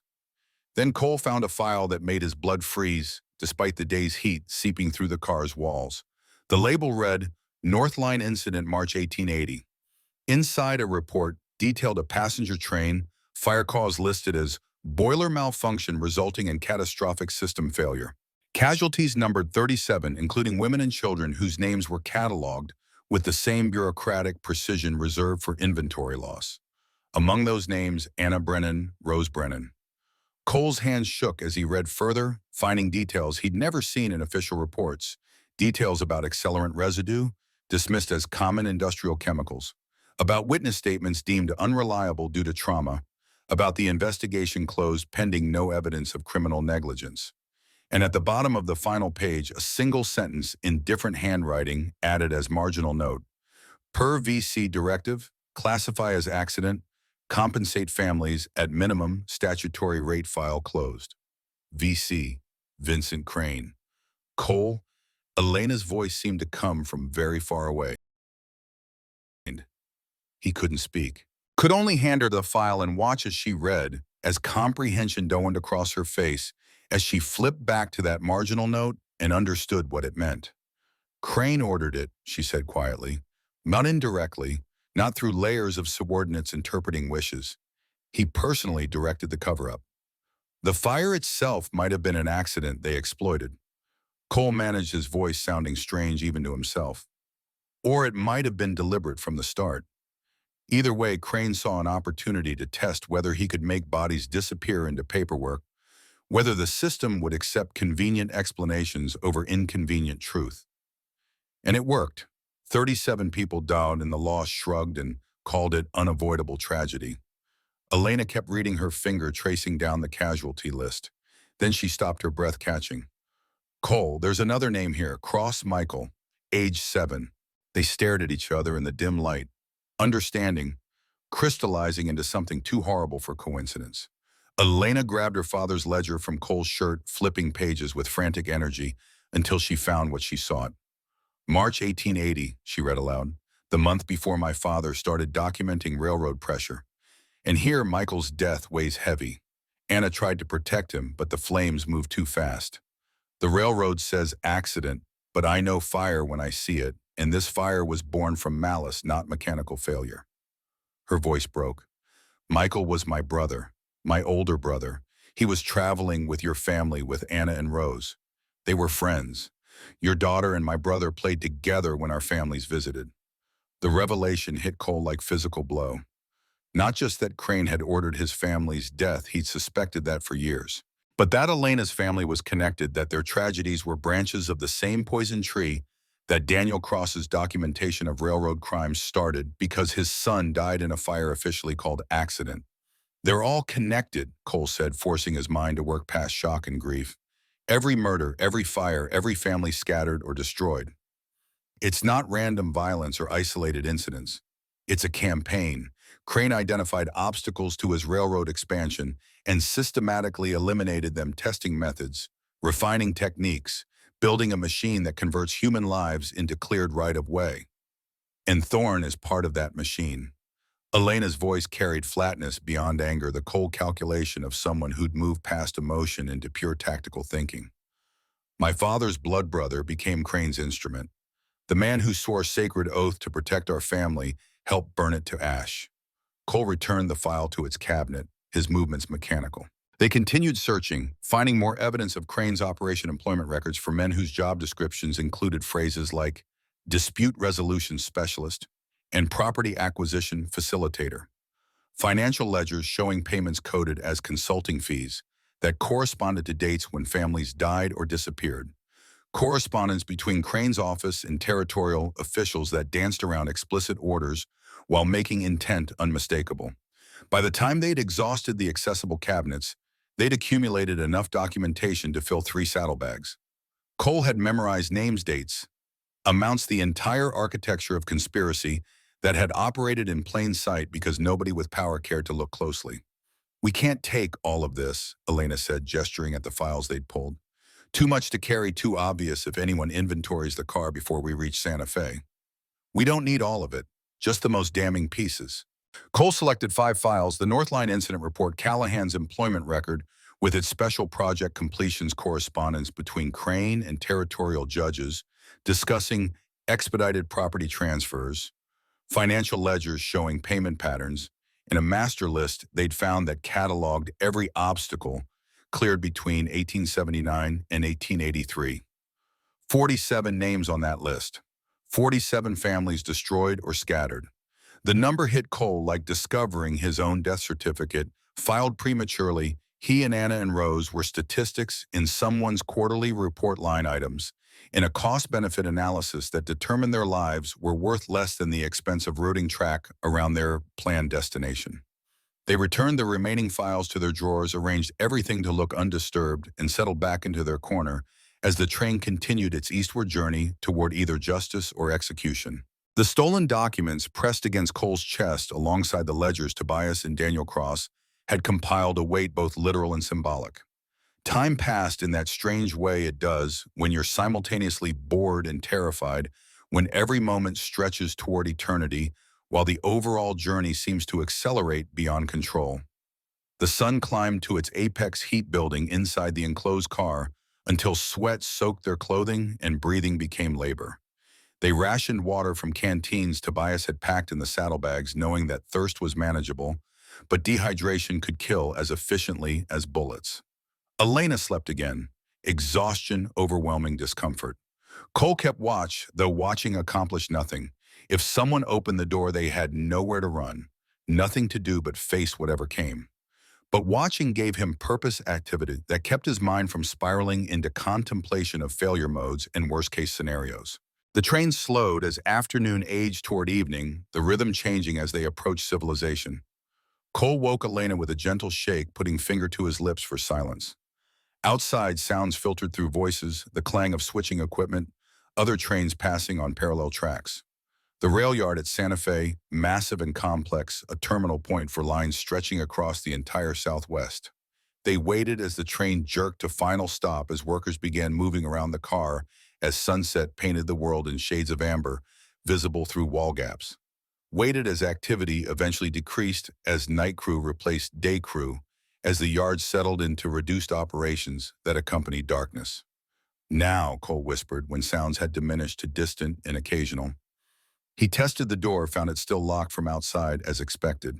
But locks worked both ways. Keeping intruders out meant creating mechanisms that could be manipulated from inside if you understood their construction. Cole had spent years arresting men who'd broken into places they shouldn't be, had learned more about lock mechanisms than he'd ever intended. He produced a thin piece of metal from his boot, technically a lockpick, though he preferred thinking of it as a professional tool, and worked the mechanism until something clicked and the door slid open 6 inches. Cool air rushed in, carrying the scent of coal smoke and creosote and city smells distinct from desert emptiness. They slipped out into shadows between cars, keeping low, moving with the careful stealth of people aware that every mistake could be their last. The yard stretched in every direction, a maze of tracks and equipment and structures whose purpose Cole could only guess. Somewhere a dog barked. Lanterns burned at intervals, creating pools of light they avoided with practiced ease.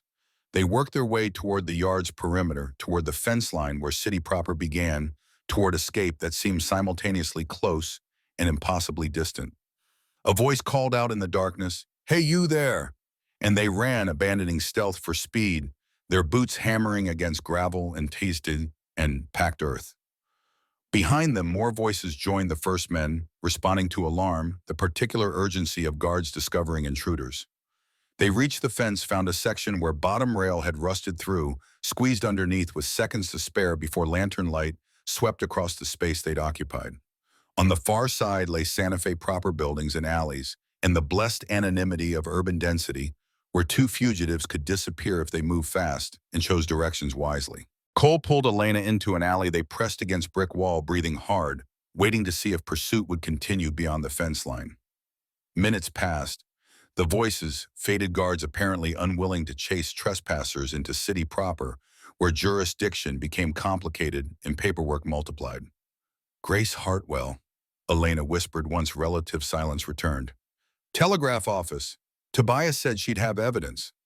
Telegraph office will be closed at night. We need to find where she lives, approach her at home, hope she doesn't shoot us for breaking into her property at midnight. Finding a telegraph courier's home address seemed the kind of problem that would have been insurmountable in other circumstances. But Santa Fe, despite being territorial capital, remained small enough that certain professions were known by reputation.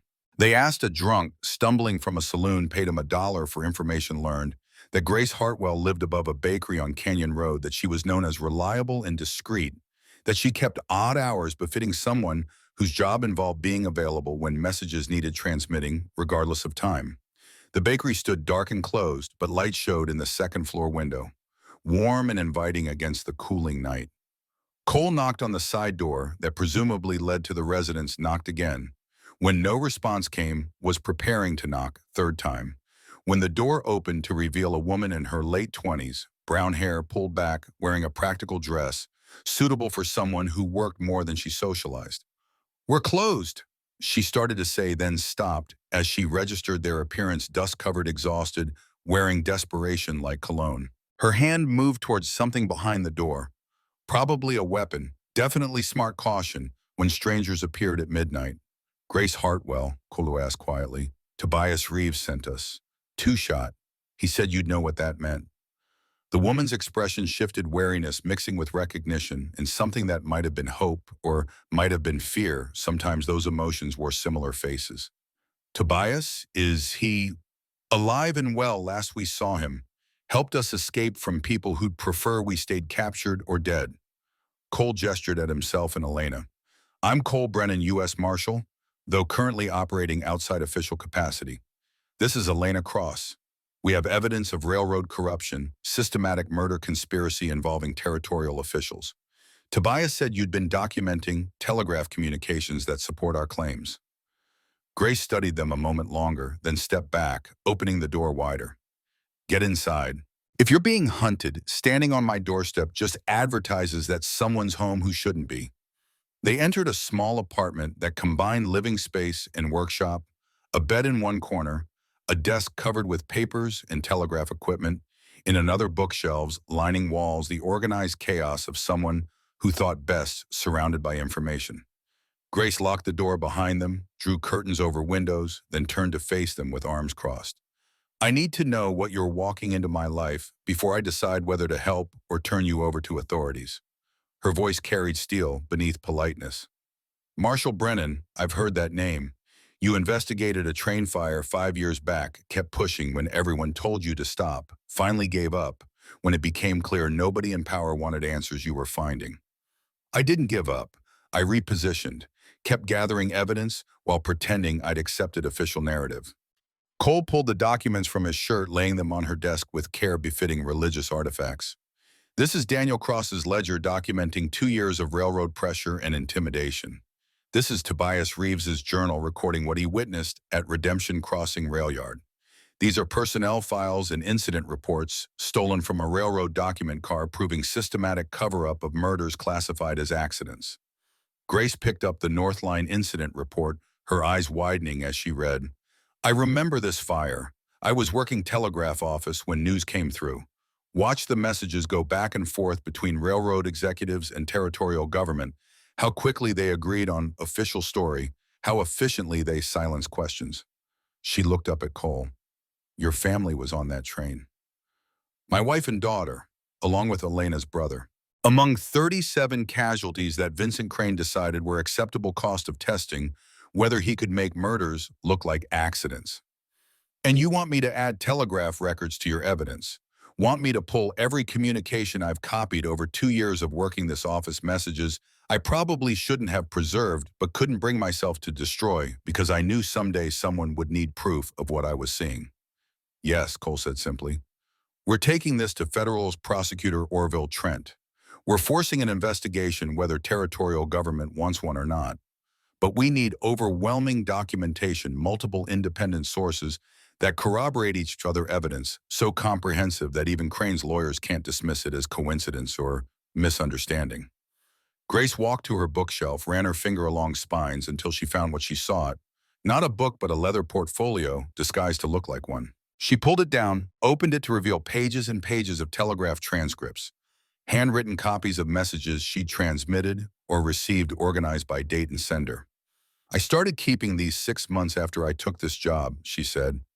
Started noticing patterns in the communications coded language that stopped just short of explicit orders, timing that correlated with incidents reported in newspapers, money transfers that preceded property acquisitions. I didn't know what to do with them, didn't know who to trust. Telegraph operators are supposed to maintain confidentiality, not copy messages and store them for future use. I could lose my job, probably face charges for violating communications privacy. Or you could help stop a conspiracy that's killed at least 47 people and will kill more if someone doesn't intervene. Elena spoke for the first time, her voice carrying quiet intensity. I'm one of those 47. So is Cole's family. Every name on that list represents someone who died because they were inconvenient to railroad expansion. How many more names get added before someone with evidence decides it matters more than their job? Grace closed the portfolio, clutched it to her chest like a shield, or perhaps a confession.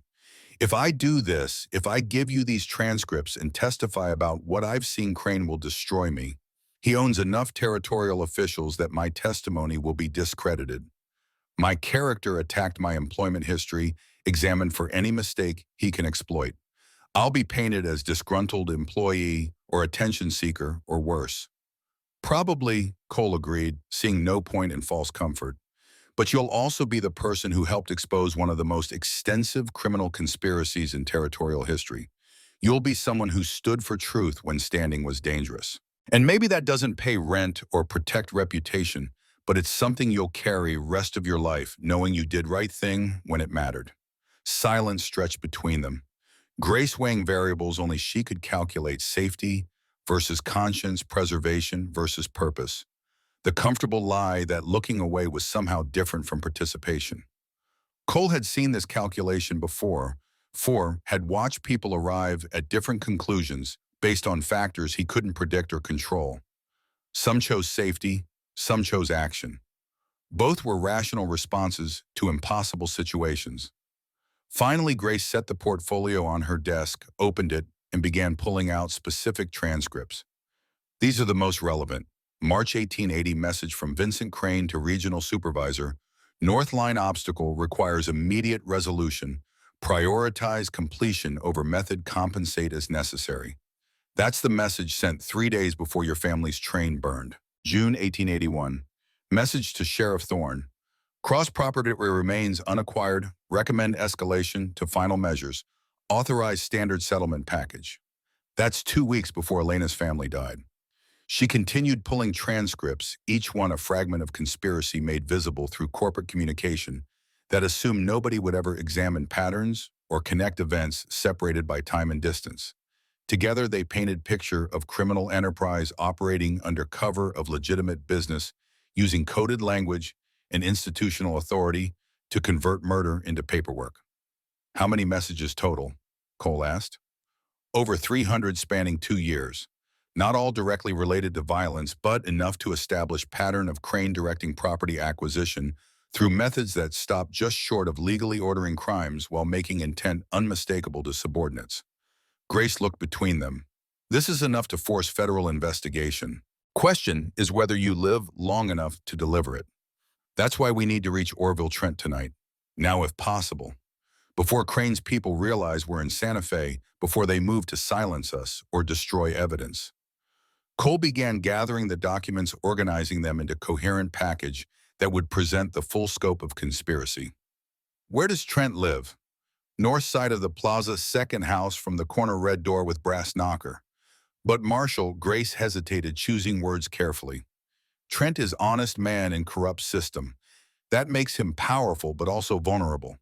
If you bring this to him, if he decides to prosecute based on your evidence, Crane will retaliate not just against you, but against Trent himself. Federal prosecutors aren't immune to pressure or violence. Good men have died for less than what you're asking him to do. I know, but he's the only person in this territory whose badge still means something, whose oath hasn't been purchased or compromised. If he won't act, then there's no point to any of this, and Elena and I might as well have hung on those gallows 3 days ago. Grace nodded slowly, accepting the truth of that assessment. Then she moved to her wardrobe, pulled out a carpet bag, began packing clothes and essentials with the efficient movements of someone who'd thought about this moment and prepared for it. "What are you doing?" Elena asked. "Coming with you. If Trent agrees to prosecute, he'll need me to testify immediately before Crane can manufacture reasons to discredit me or make me disappear. And if he refuses," Grace shrugged, "then I'm unemployed and homeless anyway. Might as well start over somewhere Crane's influence doesn't reach." They left together, three people carrying evidence that weighed nothing and everything, walking through Santa Fe streets gone quiet with night. The plaza stretched empty before them, surrounded by buildings that housed territorial government and businesses that fed off governmental proximity.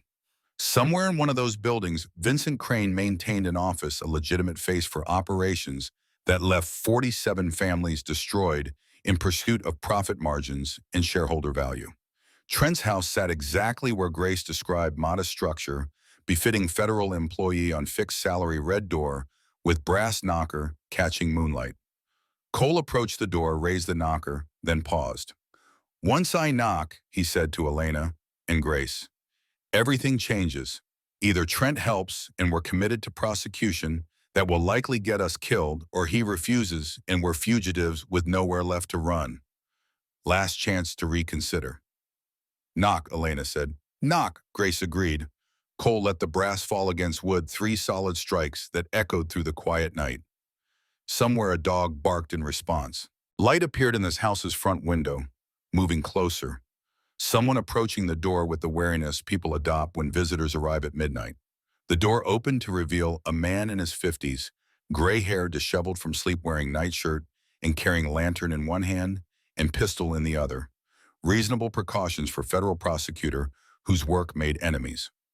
Orville Trent looked at them with eyes that cycled through surprise, recognition, and calculation before settling into cautious attention.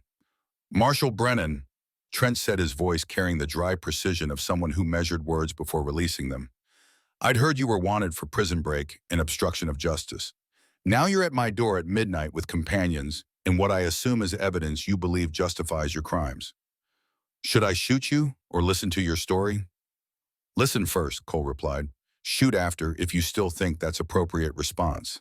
But either way, we're handing you documentation of the largest criminal conspiracy in territorial history, and what you do with it will determine whether 47 murders get justice or disappear into bureaucratic acceptance."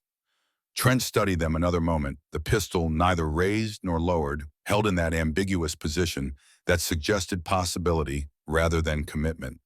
Then he stepped back, opening the door wider, gesturing them inside with the lantern. "You have 1 hour," he said.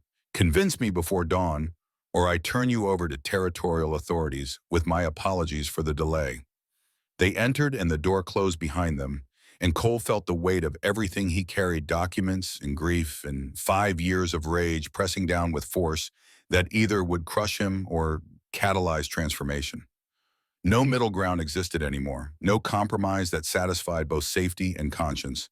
Justice or death. Perhaps both.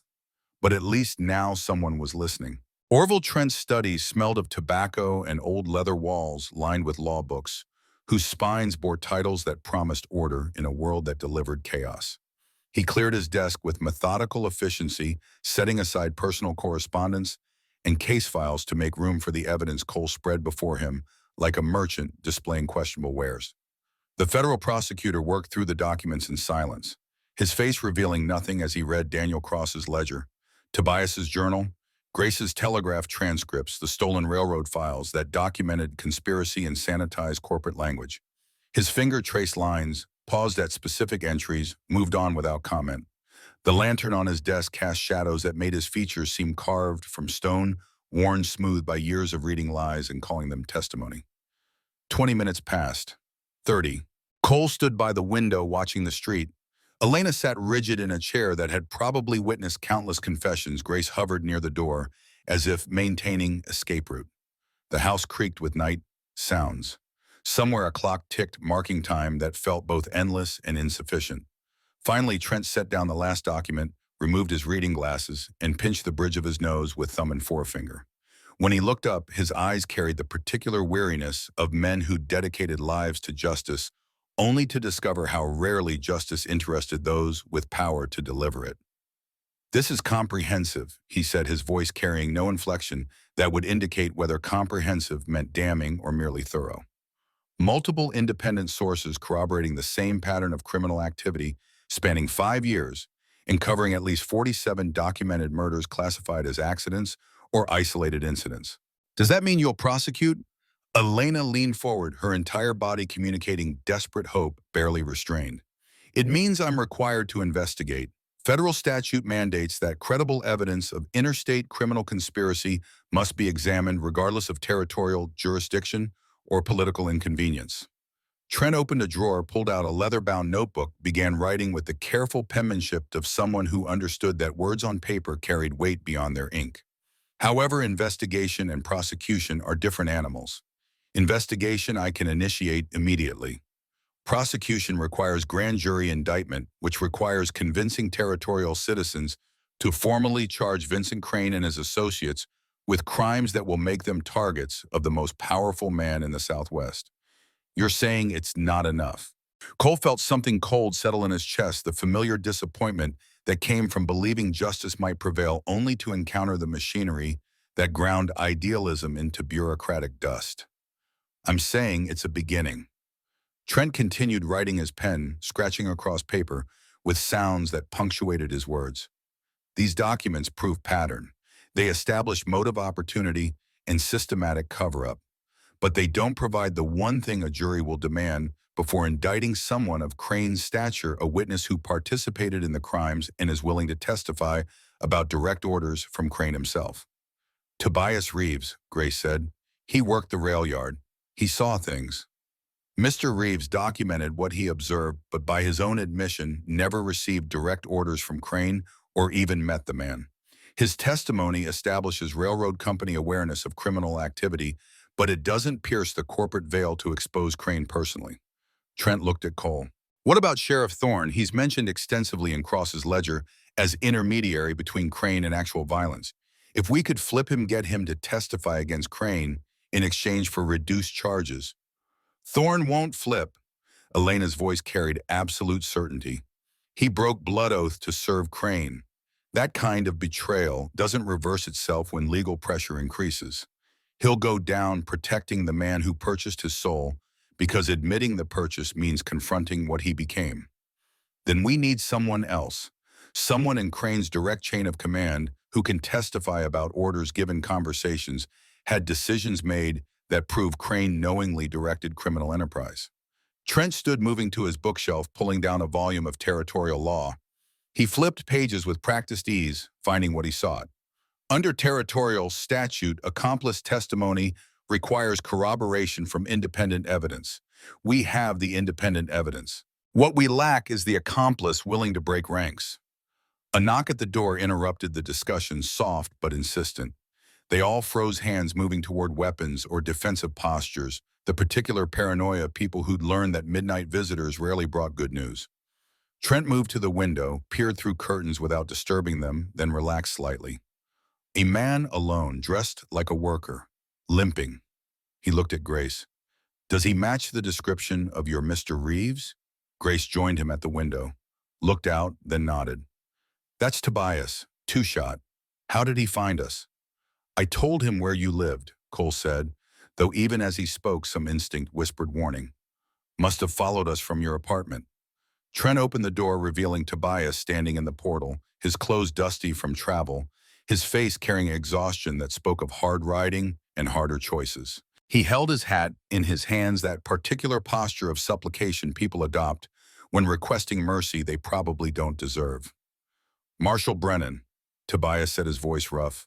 I need to talk to you, all of you, about what you're planning to do with the evidence I gave you.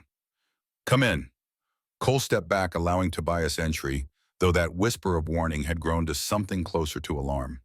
Something in Tobias's posture, in the way he wouldn't quite meet anyone's eyes, in the trembling of his hands, that went beyond simple fatigue. Tobias entered, and Trent closed the door behind him, that simple act suddenly feeling less like hospitality and more like trap closing. The railroad worker stood in the center of the study, surrounded by books and documents, and people who trusted him with information that could destroy them if betrayed. "How did you get here?" Elena asked, and Cole heard the same suspicion in her voice that now filled his own gut. "We took the supply train. That's a full day's journey." "I rode." Tobias's hands clenched around his hat brim, knuckles white. "Left right after you pulled out. Took the fastest horse I could steal and rode straight through. Got here an hour ago, spent time tracking you from the rail yard to Grace's apartment to here." He finally looked up, meeting Cole's eyes. "I came to warn you." "Warn us about what?" "About me." The words came out choked, forced through throat that clearly didn't want to release them. "About what they made me do, about why I helped you in the first place." The room's temperature seemed to drop despite the summer night's lingering warmth. Cole's hand moved toward his Colt, not drawing but preparing, body responding to threat his mind hadn't fully processed yet. "Tobias," Grace said quietly. "What did you do?" "They have my daughter." The confession emerged broken, each word carrying weight of betrayal and desperation in equal measure. "2 days before you arrived at Redemption Crossing, 3 of Crane's men came to my house. Told me a federal marshal was sniffing around, asking questions about railroad operations.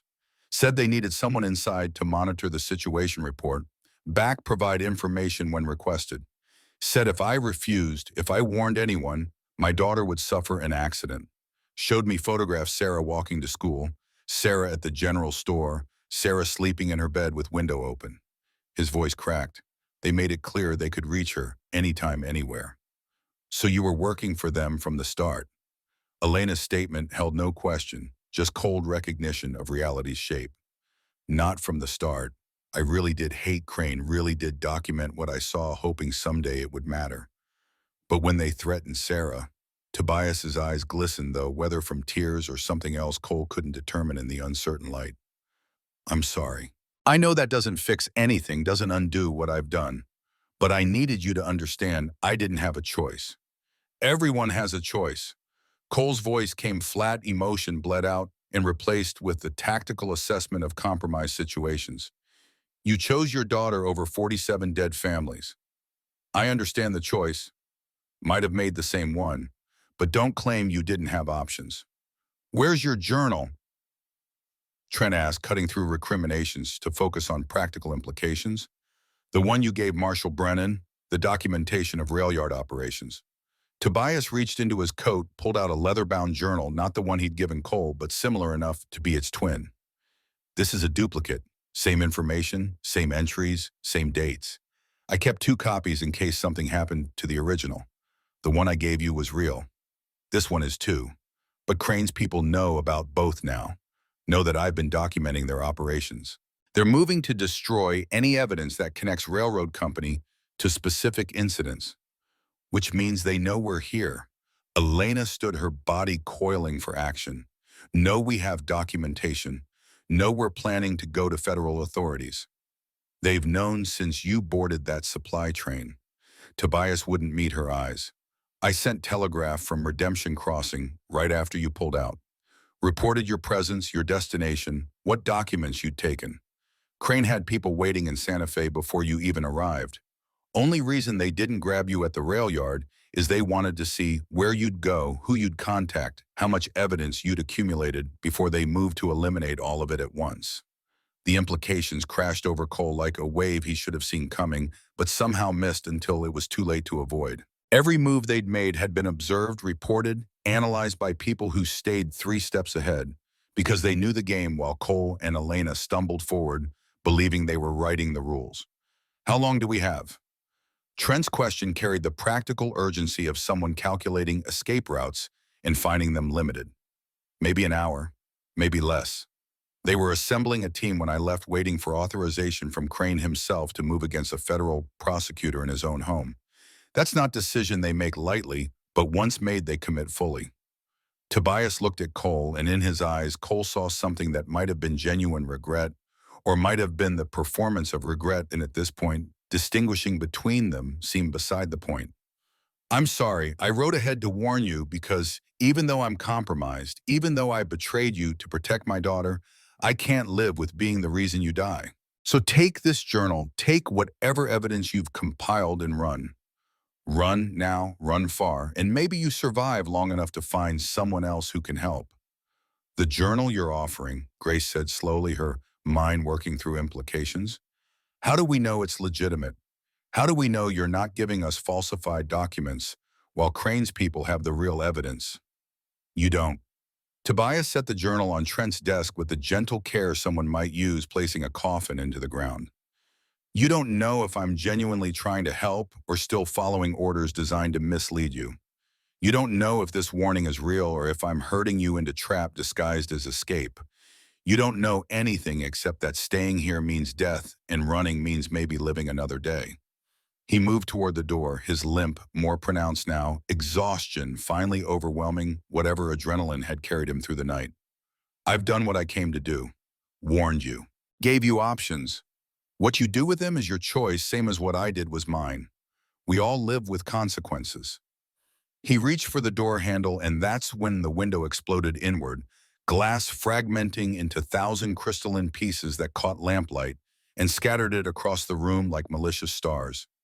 The report of the rifle shot came a fraction of a second later, sound chasing a bullet that had already found its target. Tobias stumbled his hand, leaving the door handle to clutch at his chest, where red bloomed across his shirt like obscene flower. He turned back toward them, his mouth working soundlessly, his eyes wide with surprise that suggested he genuinely believed his daughter's safety purchased his own. Then his legs folded and he dropped his body, making the heavy sound of meat hitting wood. Down!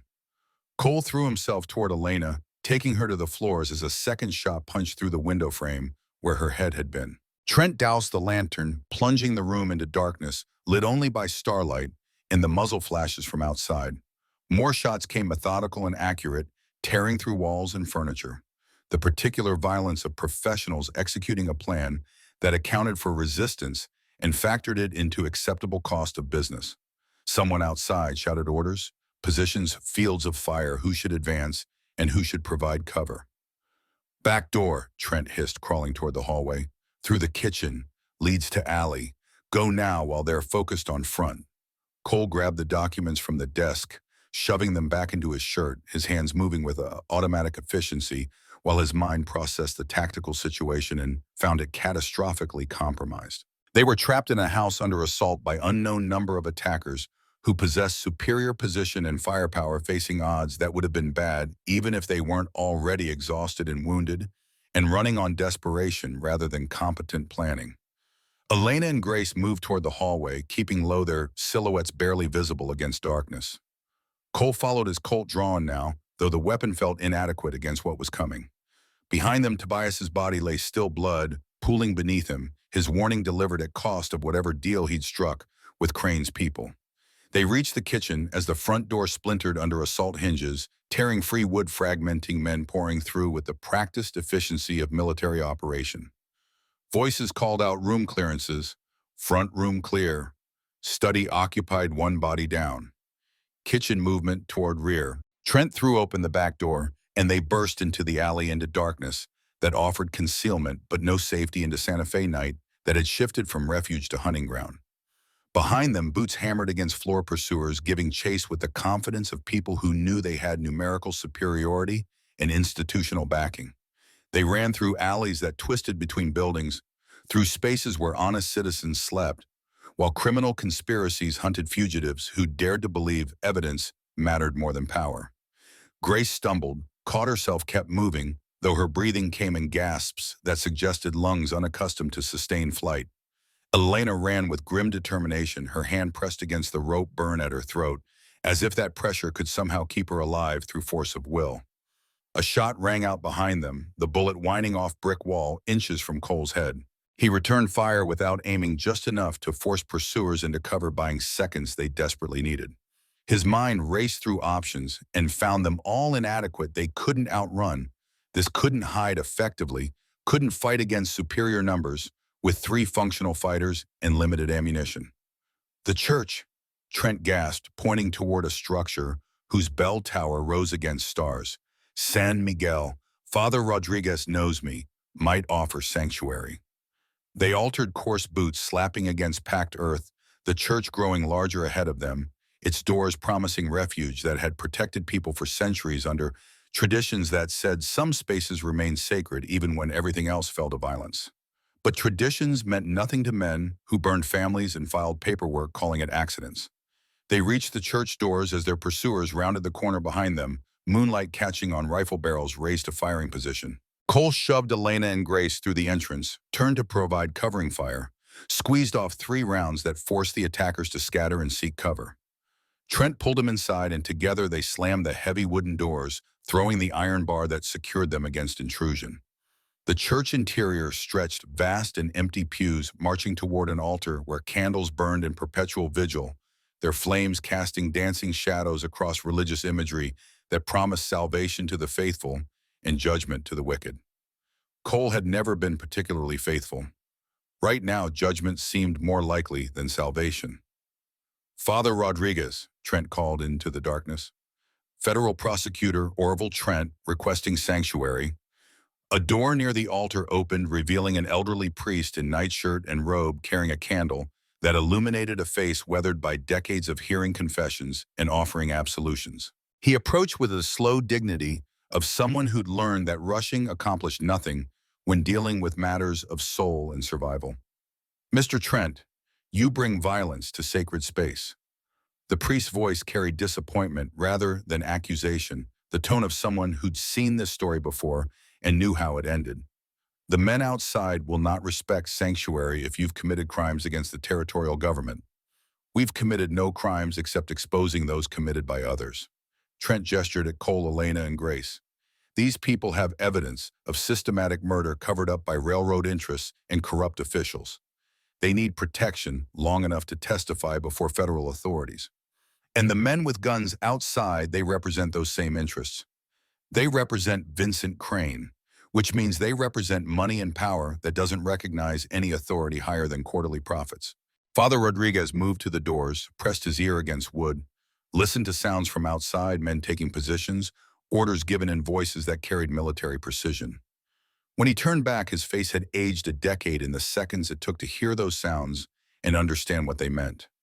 "They will not honor sanctuary," he said quietly, "will not respect traditions that protect refugees within church walls. They will break these doors and kill everyone inside, then claim self-defense or necessary force or whatever legal fiction serves their purpose. I've seen this before when Apache families sought refuge and territorial militia dragged them out to hang. The law did nothing then. The law will do nothing now." "Then what do we do?" Grace's voice carried the particular desperation of someone who'd believed institutions protected the righteous and was discovering that institutions protected whoever paid maintenance fees. "You pray," Father Rodriguez said. "And while you pray, I'll open the sacristy door that leads to the courtyard behind the church. From there, you can reach the river if you move quickly. Follow it south out of the city. Somewhere in the darkness, you might find safety I cannot provide within these walls, supposedly protected by God's grace." Outside, the sounds had changed, less positioning, more preparation. The particular quality of noise that suggested assault was imminent rather than possible. A voice called out, loud enough to penetrate stone and wood. "Federal Prosecutor Trent, we have warrant for the arrest of Cole Brennan and Elena Cross on charges of murder, arson, and conspiracy against the territorial government. Send them out and we'll leave you unharmed. Refuse and we come in, and anyone harboring fugitives faces the same charges." "That's not a lawful warrant," Trent called back, though his voice suggested even he didn't believe the law mattered at this moment. "Present proper documentation and I'll evaluate its legitimacy." "You have 60 seconds. Father Rodriguez moved toward the altar with speed that belied his age, gesturing for them to follow. They ran through the church's central aisle, past pews where congregants sat on Sundays pretending the world made sense, past stations of the cross that documented suffering as path toward redemption, toward a small door that led to spaces reserved for clergy and those seeking final sanctuary before facing whatever waited beyond mortal walls. The sacristy smelled of incense and candle wax and the particular mustiness of rooms where religious vestments hung, waiting for ceremonies that sanctified marriages and mourned deaths and pretended both held meaning beyond temporary arrangements of matter. Father Rodriguez opened the rear door, revealing a courtyard where moonlight illuminated a path toward the back wall, toward freedom that seemed simultaneously close and infinitely distant. "Go," he said, I'll delay them as long as conscience allows. May God protect you where the law will not." They ran into the courtyard as behind them the church doors splintered under assault, as men with rifles and authority purchased through violence poured into sacred space and desecrated it with their presence. The courtyard wall stood 8 feet high, too tall to climb easily, but not impossible for desperate people running from death. Elena went first, Cole boosting her up his hands, providing foothold, while she scrambled over the top and dropped to the far side. Grace followed, lighter and more agile, clearing the wall with athletic efficiency that suggested youth spent climbing things she probably shouldn't have. Trent went next, struggling with the ascent but managing through determination and Cole's assistance. Cole grabbed the top of the wall, pulled himself up, was rolling over when the shot came. The bullet caught him in the side, punching through flesh and muscle, exiting somewhere near his ribs, pain exploding white and absolute across his consciousness. He fell from the wall, landing hard on the far side, his body refusing to respond to commands that should have made him stand and run. Elena and Grace grabbed him, hauling him upright, half carrying and half dragging him toward the sound of water running over stone, the Santa Fe River. Small and seasonal, but flowing now from summer rains in the mountains. Behind them, more shots rang out, muzzle flashes visible over the wall, men climbing in pursuit. They reached the river, plunged into water that came to their waists, cold enough to steal breath, in shock Cole's system into something resembling functional response. They moved downstream, using the river as cover, and rode the current, helping carry them away from the church where Father Rodriguez probably faced questions he couldn't answer about fugitives who disappeared into darkness. How long they moved through the water, Cole couldn't determine. Time became elastic, stretching and compressing his consciousness, fading and returning in waves that matched the blood pulsing from his wound. Elena kept him upright, her strength surprising, her determination absolute. Grace and Trent stayed close, their forms barely visible in darkness, ghosts fleeing other ghosts through a world gone mad with violence, sanctioned by legal fictions. Finally, they crawled from the river onto a bank where cottonwoods grew thick and underbrush provided concealment. Cole collapsed his body, deciding it had carried him as far as will could force it. Elena knelt beside him, pressing her hands against his wound, trying to staunch bleeding that seemed determined to empty him, regardless of pressure applied. "We need to keep moving," Trent said, his voice carrying the brittle quality of someone in shock. "They'll search the river, find us by dawn if we stay here." "He can't move." Elena's hands remained pressed against Cole's side, blood seeping between her fingers. "The wound needs treatment, or he bleeds out before sunrise. Then we split up." Grace spoke with the cold logic of someone who'd calculated odds and found them wanting. "Trent and I draw them off. You stay with Cole, tend his wound, follow when he can travel. We meet at, she paused, thinking. "The old mission ruins, 20 miles south, 2 days from now. If we're not there, assume we're captured or dead and save yourselves." "That's not a plan," Elena protested. "That's suicide with extra steps." "It's the only option that gives anyone a chance." Grace looked at Trent. "Are you willing?" The federal prosecutor stared at her for a long moment, then at Cole, bleeding into earth that would drink his blood and grow nothing useful from the sacrifice. Then he nodded once, that sharp jerk of agreement that signaled bridges burned and courses set. "Go." Cole managed, forcing words through pain that wanted to consume his entire consciousness. "Take the documents. Get them to someone who will actually prosecute. Make this mean something." But even as he spoke, Elena's hands pressed against his chest, searching for the documents he'd carried, came away empty. Understanding dawned across her face, horror mixing with disbelief. "The documents," she said.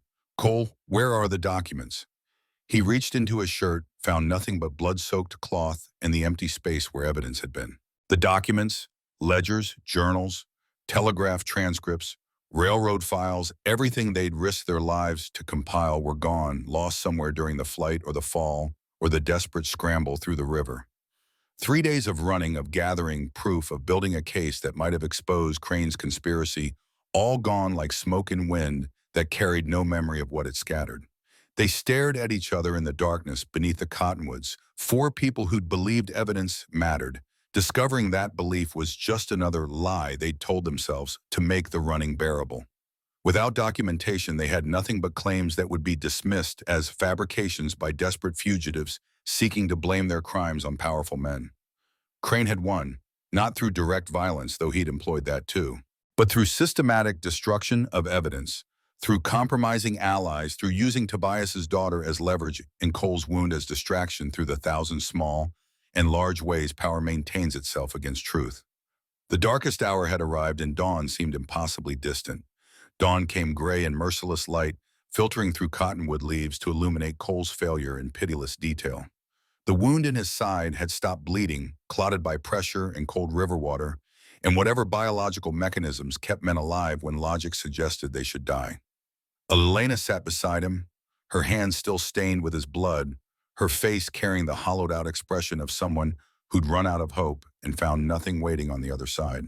Grace and Trent had disappeared into darkness hours ago, drawing pursuit away or being captured themselves, no way to know which, without following, and Cole couldn't follow, could barely sit upright without nausea threatening to empty his stomach of the nothing it contained. "We need to move," Elena said, though her voice suggested she didn't believe movement would accomplish anything beyond postponing inevitable capture. "Sun's up. They'll expand the search radius. Find us before noon if we stay here."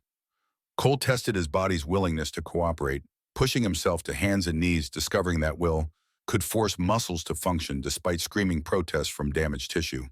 He made it to his feet through sheer stubbornness, swaying like drunk, his vision graying at the edges before clearing enough to reveal their situation in all its desperate inadequacy. They were fugitives without evidence, without allies, without the documentation that might have forced federal investigation into conspiracy too large for individual territories to ignore. 3 days of running had bought them nothing except exhaustion and the knowledge that power protected itself through methods the law wouldn't acknowledge, even when proof was shoved under its nose.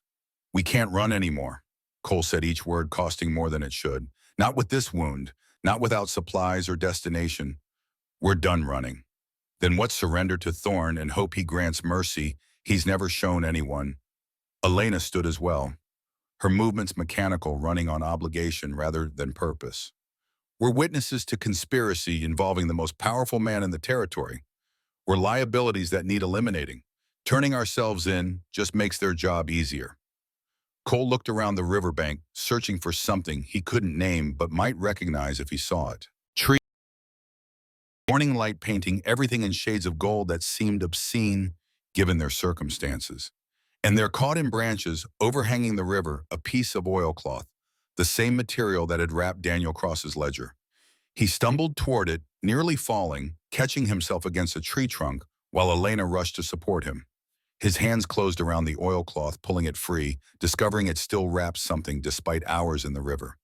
He unwrapped it with shaking fingers, revealing not the full ledger, but several pages water-damaged but intact, their ink bleeding but still legible. "I must have lost it during the fall," Cole said, staring at the pages like they were religious relics instead of paper covered in handwriting. The ledger broke apart, most of it washed away, but these pages caught here. Elena took the pages, scanning them quickly. Entries about the Martinez family, about Thorne's payments from railroad, about— She stopped, her finger tracing a line that had survived water damage. "About Crane's office address in Santa Fe, where he keeps records too sensitive for rail yard storage. Your father was planning to break in, retrieve documentation directly from source." That's suicide. Everything's suicide at this point. At least this option means we're choosing our own method. She folded the pages carefully, tucked them into her shirt. If Grace and Trent survived, if they're moving toward the mission ruins, like Grace suggested, we've got 2 days to either retrieve real evidence or accept we've lost. I'd rather die trying than die hiding. Cole wanted to argue, wanted to point out the 1,000 ways breaking into Vincent Crane's private office was guaranteed to end badly. But he'd already spent 5 years trying the careful approach, the methodical investigation, the belief that following procedures would eventually lead to justice. That approach had gotten him exactly nowhere while bodies accumulated and Crane's empire expanded. Sometimes the only path forward required abandoning the map and trusting that instinct could navigate where planning failed. "We'll need supplies," he said. "Medical supplies for this wound, food, water, weapons beyond the one pistol we have." He paused, calculating odds that seemed impossibly stacked. "And we'll need a way into Crane's office that doesn't involve walking through the front door and announcing ourselves. I might know someone." Elena's expression suggested this knowledge came with complications. Back when I was arrested, there was another prisoner in the cell across from mine, woman named Margaret Chen. Her family was on that list your father kept, the ones who fled after the patriarch died in custody. Margaret was arrested for theft, but really she'd been caught trying to steal documents from the Territorial Records Office, trying to prove her father's arrest was fabricated. She met Cole's eyes. We shared stories during those weeks before they moved her. She told me things about Santa Fe's building layouts, about access points and security patterns, information she'd gathered planning her own doomed attempt at justice. You think she'd help us? I think she's probably in worse situation than we are, assuming she's still alive. But if we can find her, if she's still in the city, Elena shrugged. Worth trying before we get ourselves killed breaking into buildings we don't understand. They moved away from the river, staying parallel to it, but maintaining distance from the water itself where search parties would concentrate efforts. Cole's wound protested every step, sending lightning bolts of pain through his side that threatened to buckle his legs. He forced himself forward through sheer determination because stopping meant dying, and he wasn't ready for that particular resolution yet. By mid-morning, they'd reached Santa Fe's outskirts, the city stirring to life with the ordinary business of people who didn't know or didn't care that conspiracy operated in their midst.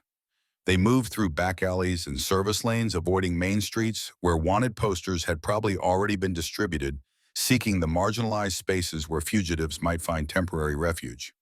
Elena led them to a boarding house on the east side, the kind of establishment that asked no questions as long as coin appeared and residents caused no trouble loud enough to attract official attention.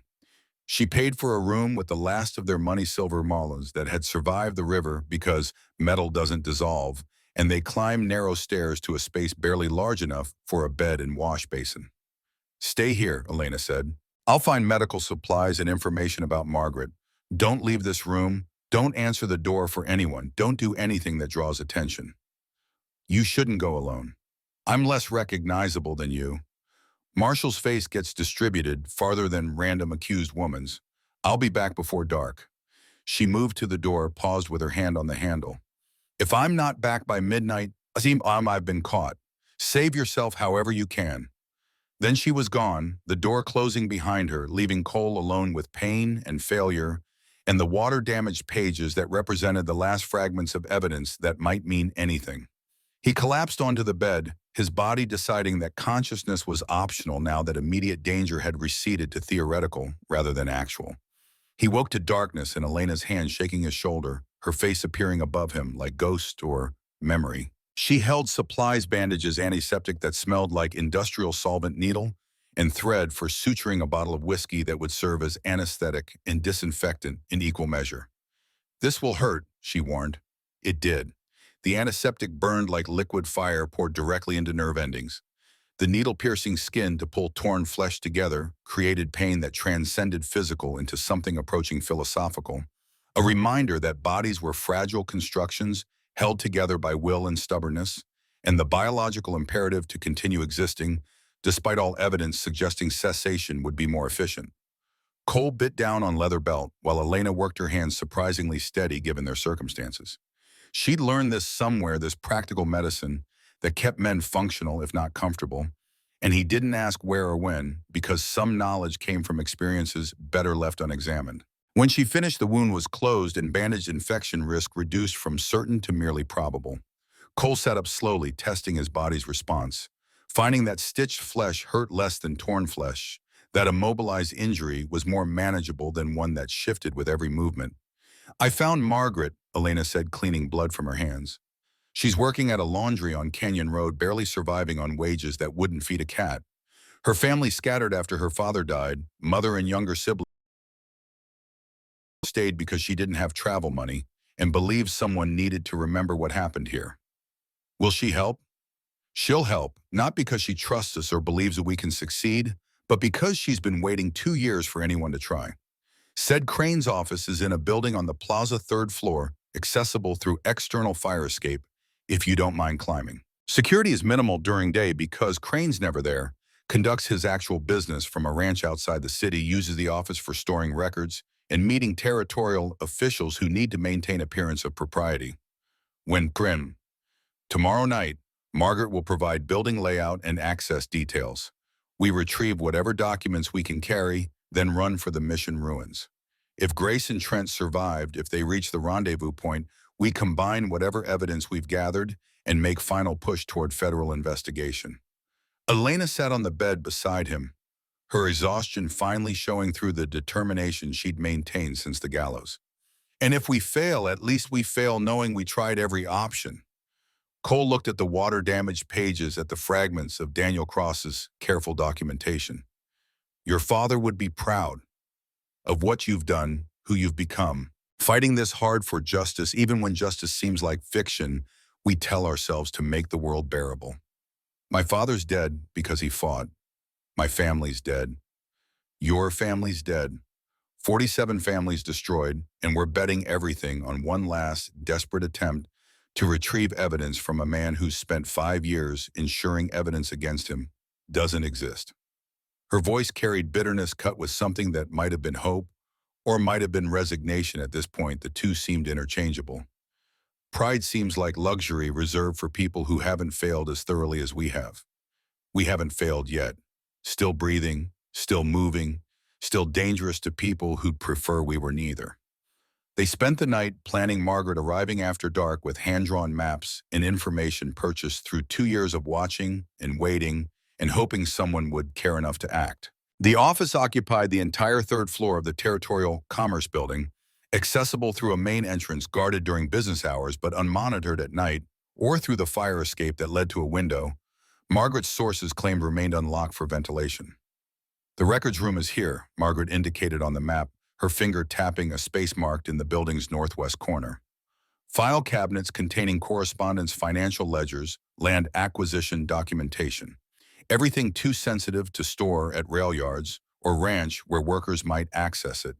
Crane reviews these documents monthly, but hasn't been in the office for 3 weeks, according to his secretary, who happens to be my former landlady's niece. She looked between them. You'll have maybe 2 hours before night watchman makes his rounds. More if you're lucky, less if someone reports suspicious activity. Guard patrols, Cole asked. Territorial Marshal's office is 2 blocks away. They could respond within 5 minutes if alerted. You'll want to work quickly, and be prepared to leave faster than you arrived. Margaret rolled up the map, her expression suggesting someone who'd imagined this scenario countless times but never believed it would actually happen. I'm giving you access to the one chance at justice my family might ever see. Don't waste it on half measures or hesitation. Take everything you can carry and burn the rest if you can't. Make it hurt them the way they hurt us. The next day passed in slow agony, Cole's wound protesting every movement while his mind raced through contingencies and failure modes. They purchased dark clothing from a second-hand shop, acquired rope and tools that might prove useful for forced entry, ate a meal that tasted like dust and obligation. As evening approached, Cole felt the familiar pre-action tension, the same anticipatory dread he'd experienced before raids and arrests during his years as marshal. The difference now was he stood on the other side of the law, breaking into buildings rather than arresting those who did, trusting that ends justified means when legal methods had demonstrated their inadequacy. They moved through Santa Fe as darkness settled, 2 shadows among many unremarkable if you didn't look closely. The plaza stood nearly empty. Late-hour commerce concluded, evening entertainment not yet begun.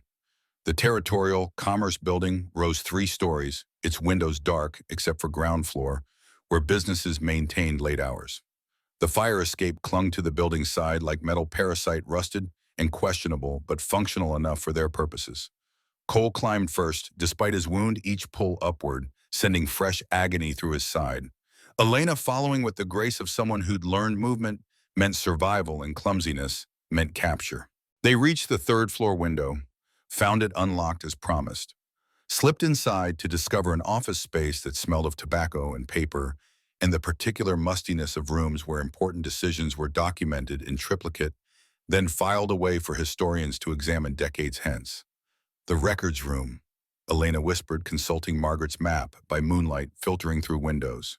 They moved through the office, Cole leading with his Colt drawn, despite knowing gunfire would bring responses they couldn't handle.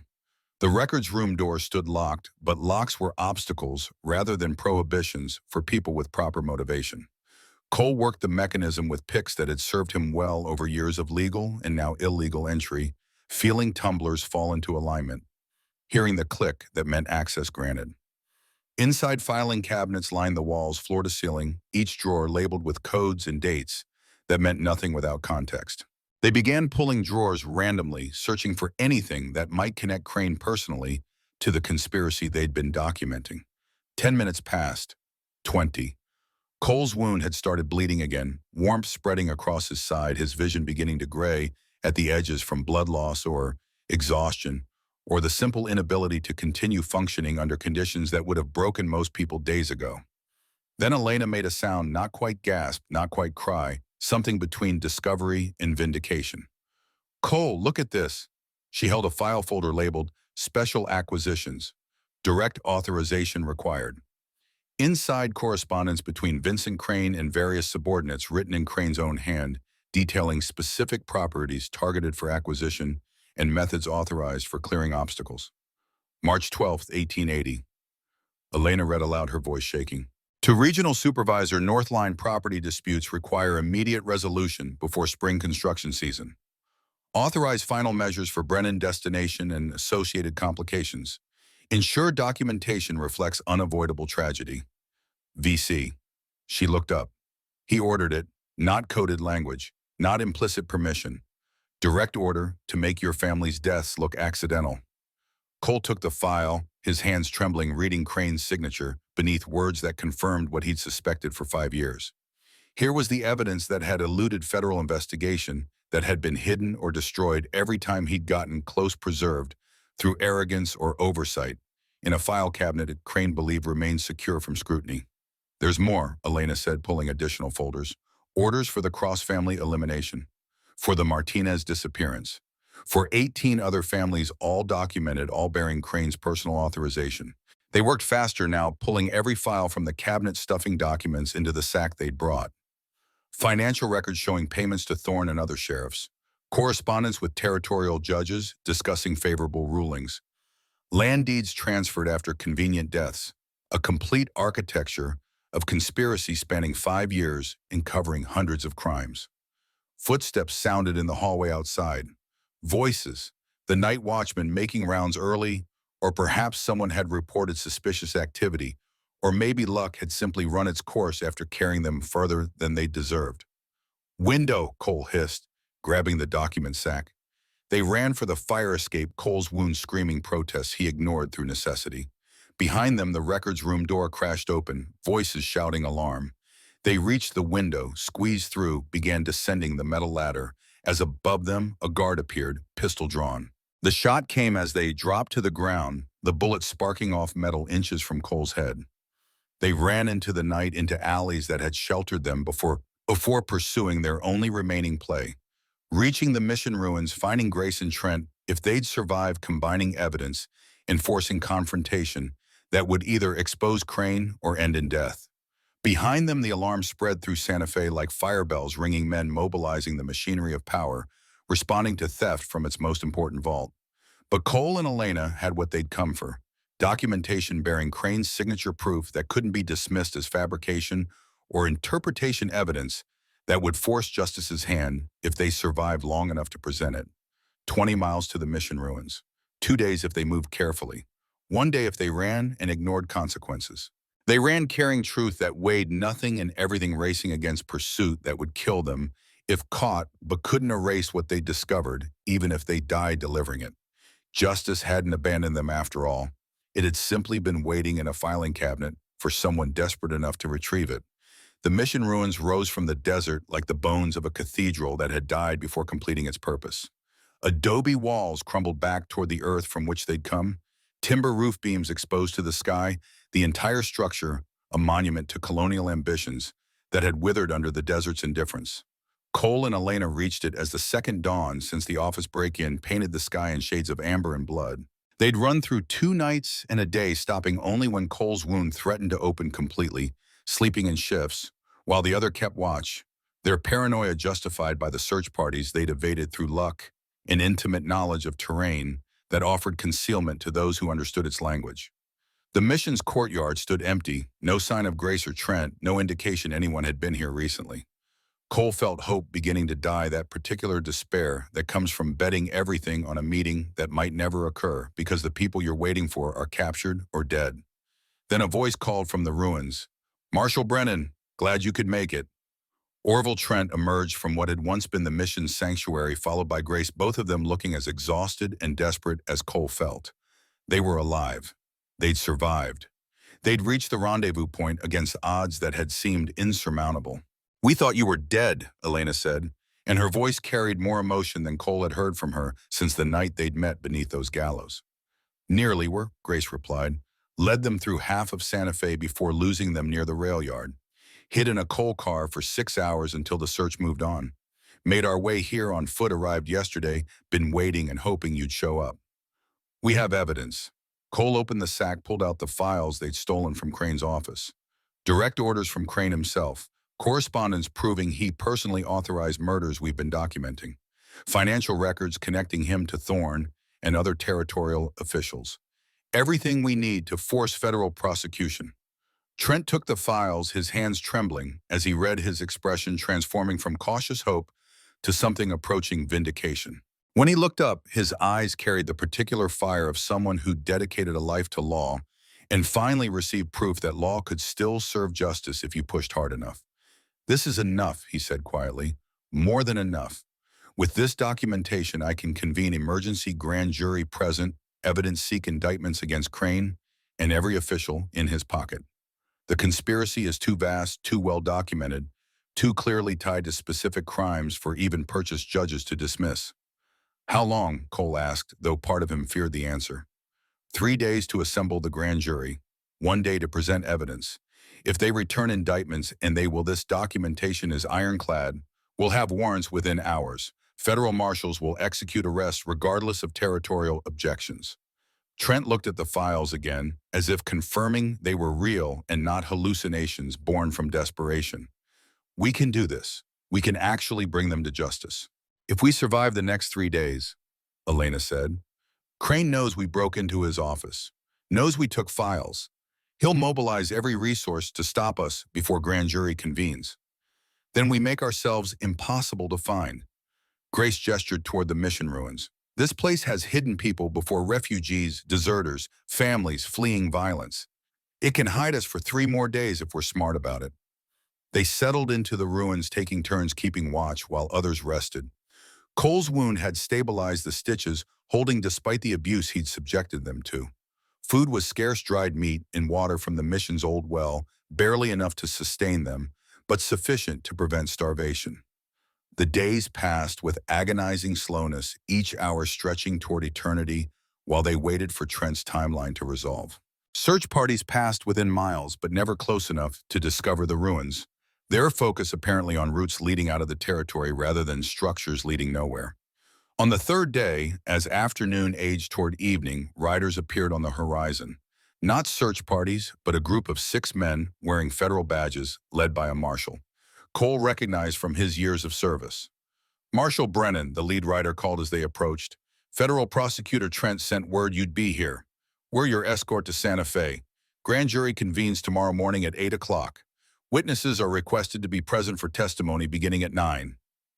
Cole looked at Elena, at Grace, at Trent, who'd somehow managed to send messages and mobilize federal resources while hiding in ruins with fugitives. The federal prosecutor smiled slightly, that small expression of satisfaction that came from outmaneuvering opponents who'd believed themselves untouchable. "I still have friends in the system," Trent said. "People who remember what it means to serve justice rather than power. Called in every favor I'd accumulated over 20 years of prosecuting cases nobody else wanted. This is the result: 6 federal marshals who'll ensure we reach Santa Fe alive, who'll stand between us and Crane's people, who'll testify if needed that evidence was obtained through legitimate channels, despite the circumstances." They rode towards Santa Fe with an escort that seemed both insufficient and miraculous, 6 armed men against an empire built on corruption and violence. But those 6 men represented something Crane couldn't purchase: federal authority that superseded territorial jurisdiction power, that answered to Washington rather than local interests. The city appeared on the horizon as sunset, as buildings catching the last light transforming into something almost beautiful if you didn't know what darkness they contained. Tomorrow would bring confrontation that had been building for 5 years, testimony that would finally give voice to 47 families destroyed in service of railroad expansion. Justice hadn't abandoned them. It had simply been waiting for someone to force its hand. And now, finally, that forcing had begun. The federal courthouse stood at the plaza's north end, its limestone facade suggesting permanence in a territory where most structures acknowledge their temporary nature through wood and adobe construction. Cole climbed the steps with Elena beside him, federal marshals flanking them, Grace and Trent following close behind. Citizens gathered to watch their faces carrying the mixture of curiosity and hostility that accompanied trials involving powerful men whose guilt threatened to implicate the systems ordinary people relied upon for order. Inside the courtroom smelled of furniture polish and nervous sweat, wooden pews packed with spectators who'd arrived before dawn to secure seating for testimony. Everyone knew would either change everything or change nothing, depending on which forces prevailed. Judge William Blackwood presided a federal appointment who'd earned reputation for ruthlessness, tempered by adherence to law, rather than preference, the kind of jurist who might actually deliver justice if evidence was strong enough and pressure insufficient to corrupt his integrity. Vincent Crane sat at the defense table surrounded by 4 attorneys whose collective fees probably exceeded the annual budget of most territorial offices. He wore a tailored suit that cost more than Cole earned in 6 months, his silver hair perfectly groomed, his expression carrying the bored patience of someone confident that money and influence would ultimately protect him from consequences lesser men faced for identical crimes. Behind Crane sat Sheriff Marcus Thorne, present not as co-defendant but as witness for the defense, his face carefully neutral, his hands folded on the table before him. Cole met Thorne's eyes across the courtroom, saw something flicker there, guilt or defiance or perhaps just exhaustion with pretending the blood oath he'd broken hadn't stained everything he'd become since. The grand jury had returned indictments on 43 counts: conspiracy to commit murder, obstruction of justice, fraud, bribery of public officials, and a litany of other charges that Trent had compiled from the documentation Cole and Elena had retrieved. Each count carried potential sentences that collectively would ensure Crane died in prison if convicted, which meant Crane's defense would be aggressive, comprehensive, and willing to destroy anyone who testified against him. Judge Blackwood called the court to order, his gavel striking with finality that silenced the murmuring crowd. The United States versus Vincent Crane and associated co-conspirators. Prosecution may present its case. Trent stood moving to address the jury with the measured confidence of someone who'd spent 3 sleepless nights organizing evidence into narrative that couldn't be dismissed as coincidence or fabrication. The 12 jurors, men selected from across the territory, their backgrounds varied, but united by federal service that theoretically insulated them from local corruption, watched with expressions ranging from skepticism to engagement. Gentlemen of the jury, Trent began, his voice carrying to every corner of the packed courtroom. Over the next 3 days, you will hear testimony and examine evidence documenting a conspiracy spanning 5 years and resulting in at least 47 murders. You will see correspondence written in the defendant's own hand authorizing what he termed final measures against families who refused to sell property his railroad required. You will hear from witnesses who participated in or observed crimes committed under orders that traced directly to Vincent Crane. And you will be asked to determine whether a man's wealth and position exempt him from laws that bind every other citizen, or whether justice applies equally, regardless of bank account and political connection. The trial's first day consisted of establishing foundation testimony from federal land office clerks about property transfers that occurred suspiciously close to deaths of original owners, from territorial records keepers about documents filed shortly after families disappeared, from railroad employees willing to confirm that special acquisitions meant something darker than the sanitized language suggested.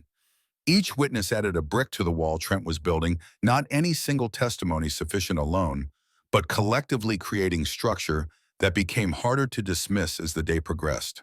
Cole testified on the second day, taking the stand with the awareness that his credibility would be attacked and his motives questioned.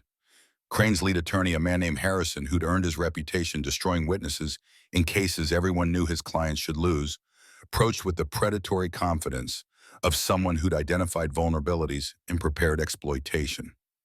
Marshal Brennan, Harrison began his tone carrying false courtesy that barely concealed contempt.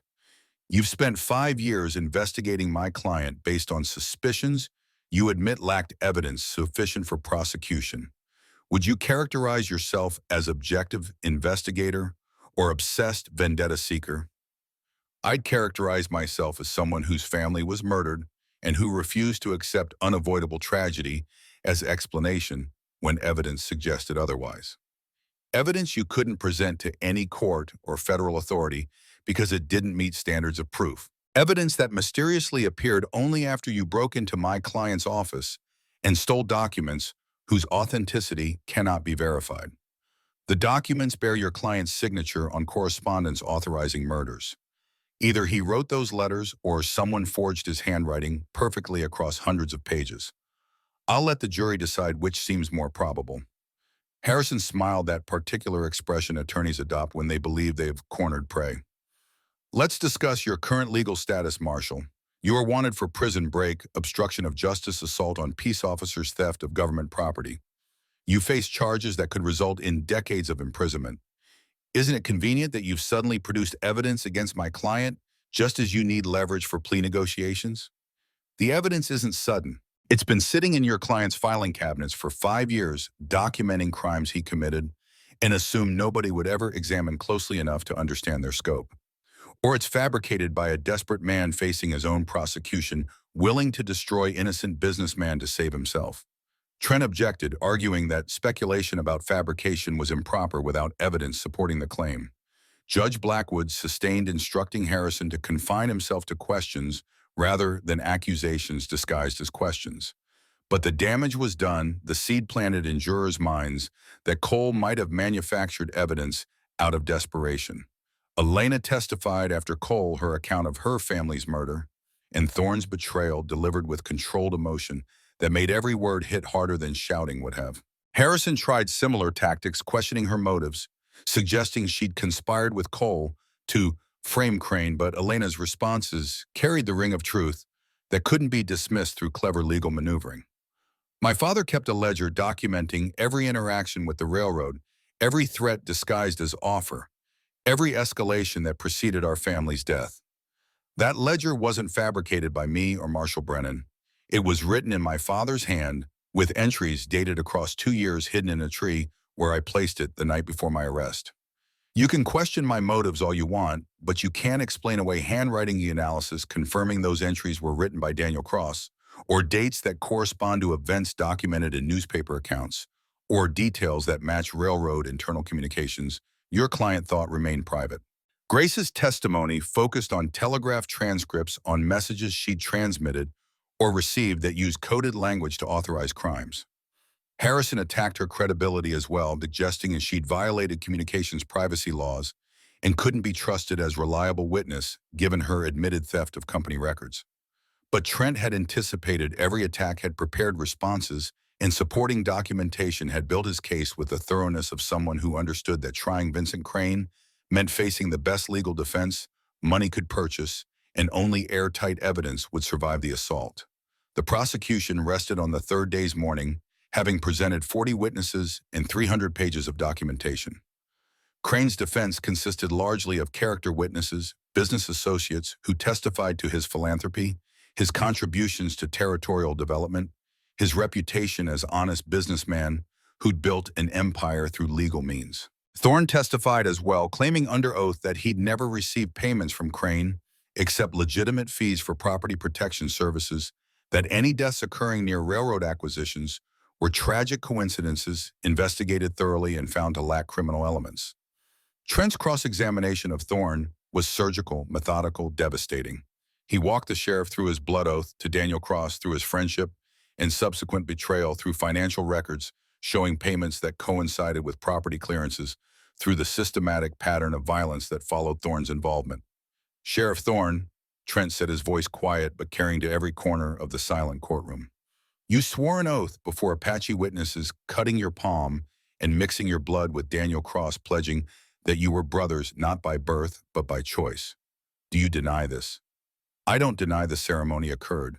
And you understand that Apache tradition views blood oath as sacred, unbreakable, except through death. I understand they believe that.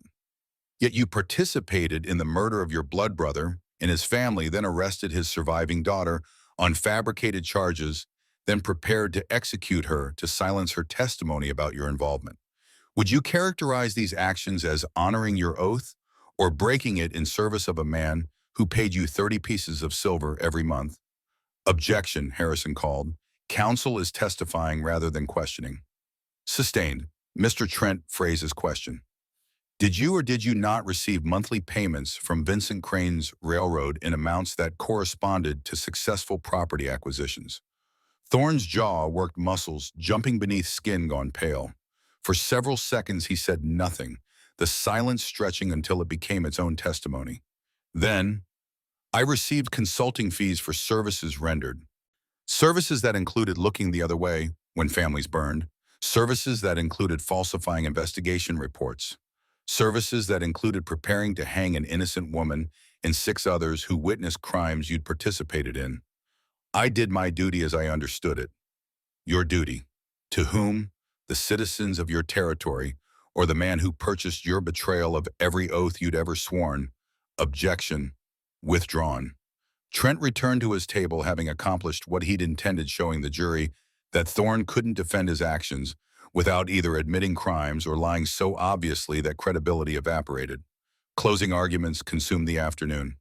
Harrison painted Crane as victim of overzealous prosecution, motivated by personal vendetta, as successful businessman, targeted because his wealth made him convenient scapegoat for tragedies that were unfortunate but not criminal. He argued that the evidence was circumstantial at best, fabricated at worst, that written correspondence could be interpreted in ways that didn't imply criminal intent, that the prosecution's star witnesses were themselves criminals whose testimony couldn't be trusted. Trent's closing was simpler, more direct. He held up the file containing Crane's handwritten orders, read specific passages aloud. Authorize final measures. Ensure documentation reflects unavoidable tragedy. Prioritize completion over method, and ask the jury to consider whether these phrases meant anything other than what they obviously meant. Vincent Crane built an empire on the bones of 47 families, Trent concluded. He didn't personally light the fires or pull the triggers. He didn't need to. He simply expressed desires to subordinates who understood that fulfilling those desires earned advancement, while questioning them earned termination or worse. That's how power operates, through layers of deniability that let men like Crane claim innocence while bodies accumulate according to their wishes. But we have broken through those layers. We have documentation in Crane's own handwriting. We have witnesses who participated or observed. We have a pattern so clear that denying it requires believing in coincidences that strain credulity past breaking. Your verdict will answer a simple question. Does the law protect powerful men who use their positions to commit murder? Or does it hold them accountable, the same as it would hold any of us? Choose wisely, gentlemen. History will remember your answer.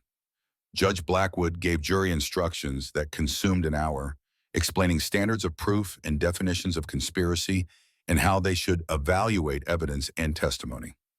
Then the 12 men filed out to deliberate, and the waiting began. Cole sat in the courtroom while jurors deliberated, unable to leave despite exhaustion that had settled into his bones. Elena remained beside him, Grace on his other side, the three of them silent witnesses to a process that would either validate everything they'd suffered or confirm that power ultimately triumphed regardless of evidence. Hours passed. 4, 6, 8. Night fell and the courthouse remained lit. The jury still deliberating, the crowd thinning but never disappearing entirely. Somewhere in that jury room, 12 men argued about facts and law and whether Vincent Crane's guilt was proven beyond reasonable doubt, and every minute they spent arguing felt like fresh torture to people who'd gambled everything on this moment. At midnight, word came that the jury had reached verdict. The courtroom filled again, spectators returning from wherever they'd waited, taking seats with the hushed expectancy that preceded moments of historical significance. Crane returned to his table looking composed, his attorneys flanking him with expressions that suggested confidence or perhaps merely the professional mask they maintained, regardless of internal assessment. The jury filed back in their faces, revealing nothing that practiced neutrality people adopt when they know their words will disappoint someone, regardless of content. The foreman stood, a shopkeeper from Albuquerque named Morrison, whose reputation for fairness had made him acceptable to both prosecution and defense during selection. "Mr. Foreman," Judge Blackwood said, "has the jury reached verdict? We have your honor. On the charge of conspiracy to commit murder, how do you find—" Morrison's hand trembled slightly as he held the paper containing their decision. He glanced at Crane, at Trent, at Cole sitting in the gallery, then back to the judge. "We find the defendant guilty." The courtroom erupted gasps and shouts, and the particular chaos that accompanied verdicts that changed fundamental assumptions about how power operated. Judge Blackwood's gavel struck repeatedly, demanding order, threatening to clear the room if silence didn't return. Gradually, the noise subsided, though the tension remained electric and dangerous. "On the remaining 42 counts, guilty on all counts, Your Honor." Cole felt something break open in his chest, not quite relief, because relief seemed inadequate for this moment, but acknowledgement that 5 years of pursuing justice had finally resulted in justice pursuing back. Beside him, Elena wept silently, tears cutting clean lines through dust and exhaustion. Grace gripped both their hands, her own tears falling without shame. At the defense table, Crane's composure finally cracked his face, cycling through disbelief and rage before settling into cold calculation that suggested he was already planning appeals and legal maneuvers that might yet reverse this outcome. His attorneys surrounded him, speaking in urgent whispers, probably explaining that guilty verdicts weren't final until appeals exhausted, that men of his resources had options that would keep him free for years, while the legal system ground through its processes. But Marcus Thorne had no such confidence. The sheriff sat alone now, his attorneys having abandoned him when their defense collapsed, his face carrying the particular despair of someone who'd finally confronted what he'd become and found nothing worth preserving. As marshals moved to take Crane into custody as the courtroom descended into managed chaos, Thorne stood and walked toward the side exit with the careful movements of someone who'd already decided how this story ended. "Thorne," Cole called, pushing through the crowd. "Stop." But Thorne didn't stop, didn't look back, just kept walking toward that exit and whatever waited beyond. Cole followed his wound, protesting Elena and federal marshals behind him. They reached the hallway to find it empty, a door at the far end, swinging closed the night beyond, promising escape for those willing to run. They burst into the alley to find Thorne mounting a horse where he'd obtained it. Cole couldn't determine, but preparations suggested he'd planned this contingency and spurring the animal into motion before anyone could react. He disappeared into Santa Fe darkness, a ghost fleeing judgment that had finally caught his employer, but not yet reached him. "Let him go," one of the federal marshals said. "We've got warrants. He can't hide forever." But Cole knew better. Thorne wasn't hiding. He was running toward the only resolution left for a man who'd broken every oath and betrayed every loyalty, whatever final reckoning waited beyond the margins of civilization, where laws reached diminished and personal accountability became the only justice available. Crane was convicted. The systemic conspiracy was exposed. 47 families would finally see acknowledgement that their deaths weren't accidents, but murders authorized by a man whose wealth had seemed to exempt him from consequences. But Sheriff Marcus Thorne remained free, and as long as he lived, the blood oath he'd broken would remain unavenged, the personal betrayal unpunished by any court. Justice was incomplete. The trial had delivered its verdict, but the true reckoning still waited in whatever darkness Thorne was riding toward. And Cole knew, with the certainty that comes from understanding how these stories end, that he would follow. The trail led south through terrain that shifted from high desert to mountains, whose peaks still carried snow despite summer heat. Cole tracked Thorne with the skills he'd accumulated across 27 years of chasing men who believed distance equaled safety, reading signs in disturbed earth and broken branches, and the particular patterns horses left when pushed hard by riders fleeing rather than traveling. Elena rode beside him, silent and focused, her face carrying determination that went beyond simple pursuit. This wasn't about law anymore, wasn't about federal prosecution or territorial justice. This was personal blood oath, broken family, murdered sacred bonds, violated in service of a man who'd just been convicted, but whose instrument remained free. They rode for 2 days following Thorne's trail toward the border region, where New Mexico territory met Mexico proper, where jurisdiction became complicated and men could disappear if they moved fast enough and cared nothing for the lives they left behind. But Thorne wasn't running toward Mexico. His trail turned east toward a mission that had been abandoned for decades, toward a place Cole recognized from reports he'd read, during his investigation into his family's deaths. San Xavier del Refugio, Cole said as the mission appeared on the horizon, its bell tower rising against afternoon sky. This is where survivors from the North Line fire were brought after the incident, where territorial officials interviewed witnesses and decided their testimonies were unreliable due to trauma. Why would Thorne come here? Because this is where it started. Where Crane's conspiracy first tested whether it could make murders look like accidents and have the system accept convenient explanations over inconvenient truth. Cole studied the mission's ruins, noting the single horse tied near the entrance, confirming Thorne's presence. He's not running anymore. He's waiting. They dismounted 100 yards from the mission, approaching on foot, with weapons drawn, moving through the same careful tactics Cole had employed countless times when serving warrants on men who might resist. But this wasn't a warrant execution. This was something older, something that preceded legal systems and badges and the fiction that civilization had replaced blood justice with procedure. The mission's interior was cool and dark light filtering through gaps in the roof, where time and weather had torn away tiles. Thorne sat on what had once been the altar, his gun resting on the stone beside him, his hands empty and open in a gesture that suggested surrender, or perhaps just exhaustion with running. "Marshal Brennan," Thorne said without turning, "and Elena Cross, I wondered how long before you tracked me here. You knew we'd follow." Cole kept his Colt aimed at Thorne's center mass, trusting nothing about the situation, despite its apparent passivity. "I hoped you would. Running accomplishes nothing except postponing the accounting I've owed since the night I helped burn Daniel Cross and his family." Thorne finally turned his face, carrying the weight of 5 years lived in service of decisions that had seemed pragmatic at the time but had accumulated into debt too large to ever repay. "I came here because this is where it should end, where the first murders occurred that I helped cover up. Seems fitting that the last accounting happens in the same place."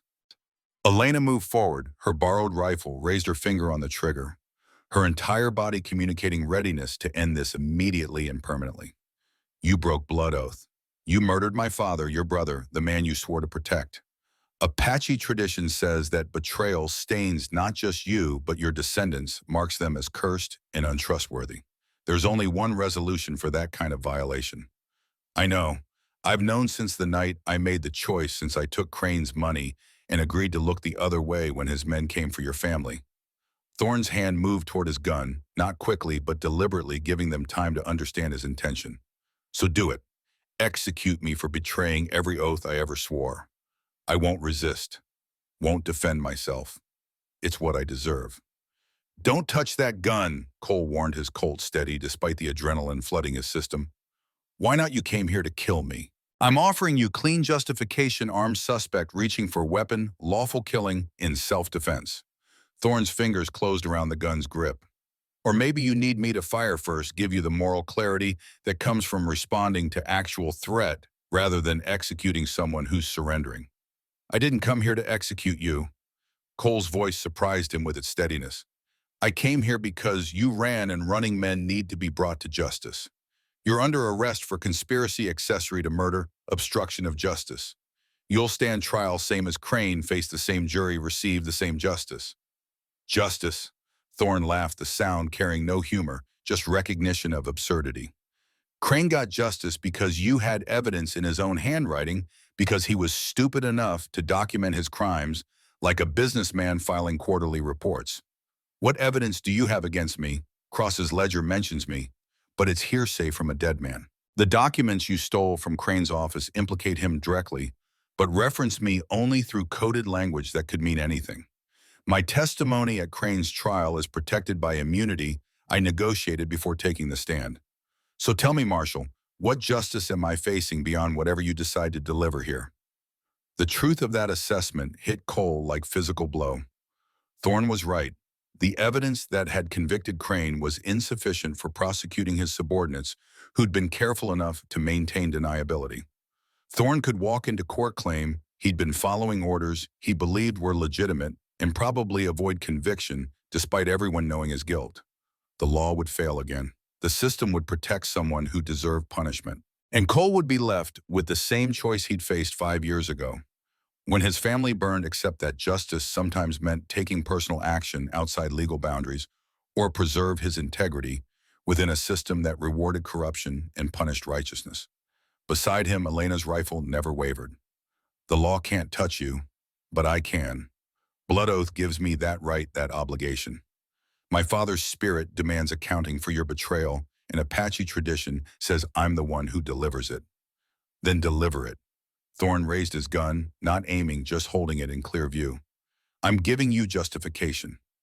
I'm armed, I'm dangerous, I'm reaching for a position that threatens your life. Kill me and claim self-defense. Nobody will question it. Nobody will mourn me. You'll have your justice and sleep fine after. I won't sleep fine, Elena said, and her voice carried something Cole hadn't heard before, not anger or hatred, but understanding of cost. Killing you won't bring my father back. Won't undo the years I spent in that cell waiting to hang. Won't repair the blood oath you broke or restore the trust you violated. It'll just add one more death to a list that's already too long, one more act of violence to a cycle that has to stop somewhere, or it continues forever. So you'll let me walk away, let me disappear into Mexico, and live out whatever years remain, knowing I escape consequences. No. Elena lowered her rifle slightly, not surrendering the advantage, but shifting from execution to something more complicated. You'll come back to Santa Fe with us. You'll testify in full about everything you did, everyone you helped kill, every dollar Crane paid you. You'll provide the detailed confession that convicts not just you, but every other sheriff and deputy and official who participated in this conspiracy.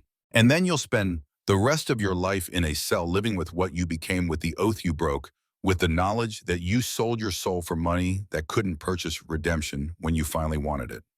Thorne stared at her, his gun still raised, his finger on the trigger. His entire posture suggesting a man calculating whether death by another's hand was preferable to death by slow decay in prison.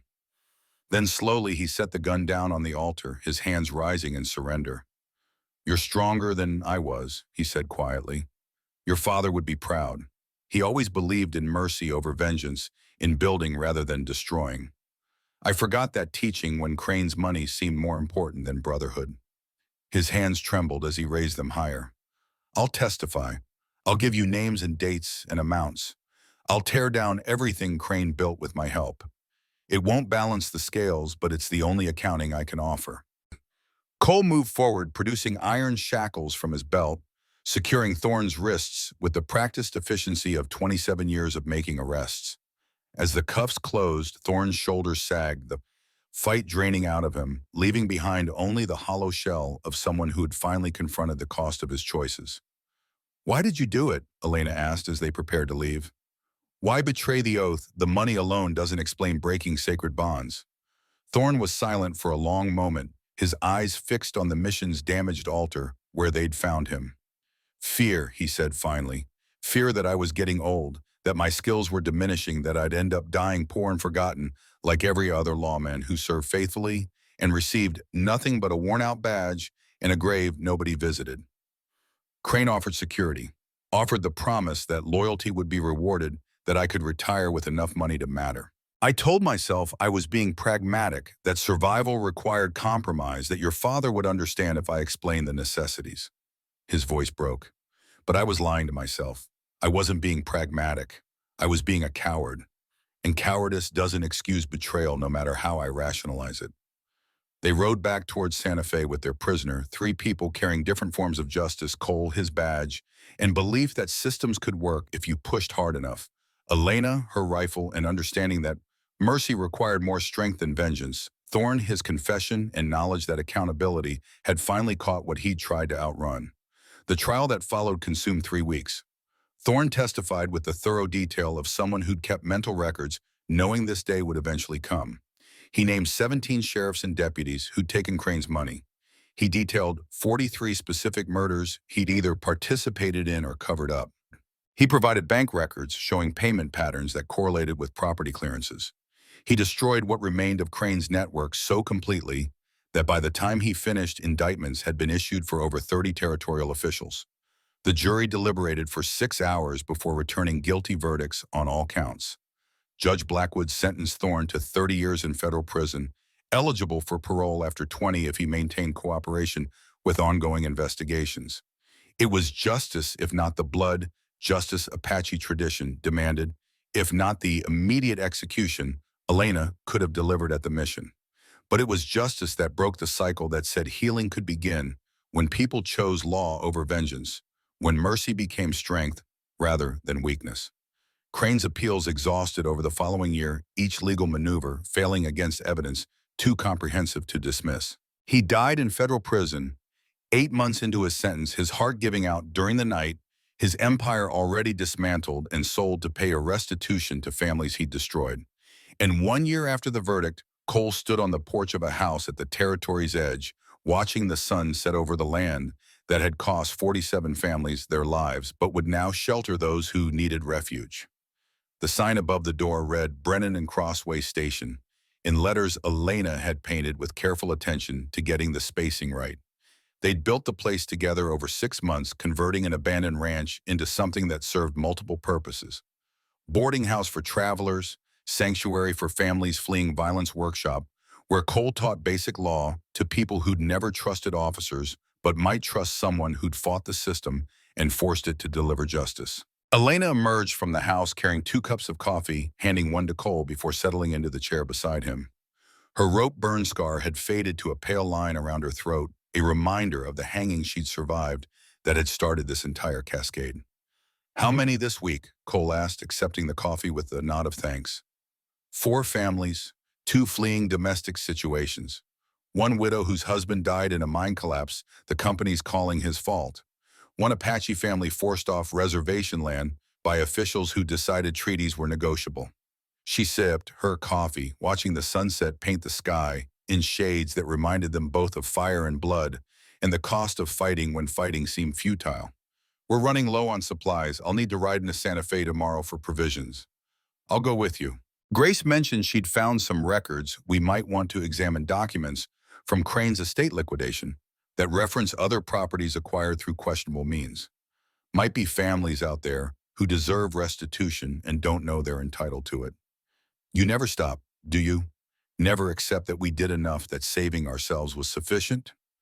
"Can't stop. Anna and Rose are still dead. Your family's still dead. 47 families still destroyed. The men who ordered those deaths are in prison or dead themselves, but the damage remains. Building this place, helping people who the system failed, it doesn't undo what happened. But it means something. Means their deaths led to something beyond our personal grief." Elena reached across the space between their chairs, taking his hand. "Your wife would be proud. Your daughter too. You didn't just seek justice for them. You created something that prevents other families from suffering the same fate. We created it. This place exists because you chose mercy over vengeance at that mission. Because you understood that killing Thorn would have just continued the cycle instead of breaking it." They sat in comfortable silence as night settled around them, the kind of quiet that came from shared experience, too deep for words. Inside the house, children laughed, orphans they'd taken in, families rebuilding, the sound of life asserting itself despite everything that had tried to extinguish it. A rider appeared on the horizon, approaching slowly in the manner of someone who came in peace rather than threat. As the figure drew closer, Cole recognized Orville Trent, the federal prosecutor who'd built the case that had brought Crane and his network down. "Marshal Brennan, Miss Cross," Trent greeted as he dismounted. "I hope I'm not disturbing your evening." "Never a disturbance when you visit," Elena said, gesturing toward the house. "Come inside. We've got stew and bread if you're hungry." Over dinner, Trent explained his purpose. "The territorial government is reorganizing following the corruption purge. They need new sheriffs, new deputies, people who understand justice isn't for sale. Your name came up, Marshal Brennan. They're offering you sheriff position in Cottonwood Crossing, same town where this started. Chance to rebuild the office that Thorne corrupted." Cole pushed food around his plate, considering the offer and finding it lacking. "I wore a badge for 27 years. It didn't prevent my family's murder or 46 other families' destruction. The badge is just metal. The person wearing it determines whether it means anything." "So you're refusing?" "I'm saying I'm doing more good here than I would wearing another badge in another town, watching another system fail to protect people who need protecting." Cole met Trent's eyes. "But I know someone who might accept. Someone who understands what justice costs because she nearly paid that cost on a gallows platform." Someone who earned respect by surviving what should have killed her and choosing mercy when vengeance would have been easier. He looked at Elena, who'd stopped eating, her expressions suggesting she understood what he was proposing and wasn't certain whether to laugh or object. They'd never accept a woman sheriff, she said. They would if that woman had testimony that convicted the most powerful man in the territory. They would if she'd survived attempted execution and exposure of conspiracy that reached every level of territorial government. They would if I personally recommended her and Prosecutor Trent supported the nomination. Cole smiled slightly. Besides, the law doesn't say sheriffs have to be men, just says they have to be qualified. You're more qualified than most lawmen I've worked with. Elena looked at Trent, who nodded slowly. It's irregular, but Marshal Brennan is right. The statutes don't specify gender requirements. If the territorial governor approves the appointment, you'd be the first female sheriff in New Mexico territory, possibly the first in the entire Southwest. And if I refuse, then we find someone else and hope they're half as good. Trent paused. But I'd rather have you. The territory needs officials who can't be bought, who've proven they'll stand for justice even when standing costs everything. That describes you better than anyone else I can name. The offer hung in the air between them, heavy with possibility and obligation. Elena stared at her plate, then at Cole, then out the window toward the darkness where the gallows that had nearly killed her still stood in a town that needed rebuilding. I'll do it on one condition, she said finally, that this place continues, that someone maintains the way station for people who need sanctuary, that the work we started doesn't end just because I'm wearing a badge in Cottonwood Crossing. I'll maintain it, Cole said. This is my penance, my redemption. Anna and Rose's legacy built from the ashes of their deaths. I'll keep it running as long as I draw breath. Elena extended her hand across the table. Then I accept. They shook, sealing an agreement that would reshape territorial law enforcement, that would prove women could serve justice as effectively as men, that would continue the work they'd started beneath those gallows when Cole had offered to take her place, and Elena had refused to let anyone else die for crimes she hadn't committed. Sheriff Elena Cross. The title fit better than either of them would have predicted, and in the years that followed, she would prove worthy of it in ways that made her father's memory proud and honored the blood oath Thorne had broken by living according to principles the oath had represented. The innocent should not hang. The law should protect rather than oppress. Justice required mercy to balance its harshness, and sometimes the greatest strength was choosing not to kill when killing would have been easier. These truths, purchased through suffering and proved through survival, would guide them both as they rebuilt a territory that had nearly destroyed itself through corruption and greed. The past couldn't be undone. Anna and Rose would remain dead. Daniel Cross and his family would stay buried. 47 families would carry their losses forward into whatever future they constructed from grief. But the future could be different, could be built on foundations that honored the dead by protecting the living, could prove that justice, though delayed and difficult and purchased at terrible cost, remained possible if people were willing to fight for it even when fighting seemed futile. The sun had fully set now, stars emerging in the darkness, indifferent as always to human drama. But Cole found comfort in their indifference, in the reminder that the universe didn't care about his pain or his redemption, which meant both were his to define and achieve through actions rather than hoping for cosmic intervention. He had fought. He had survived. He had forced justice's hand when justice seemed content to look away. And now he would build, would shelter, would create from tragedies something that prevented future tragedies. It wasn't enough. Would never be enough. But it was something, and something was all any person could reasonably accomplish in the time allocated to them. Cole Brennan, former U.S. Marshal, current keeper of refugees, and builder of sanctuary, sat on his porch and watched the darkness and found it less frightening than it used to be because he'd walked through that darkness and emerged carrying light. The work wasn't finished, would never be finished, but it was started, and started was better than surrendered. And that would have to be enough.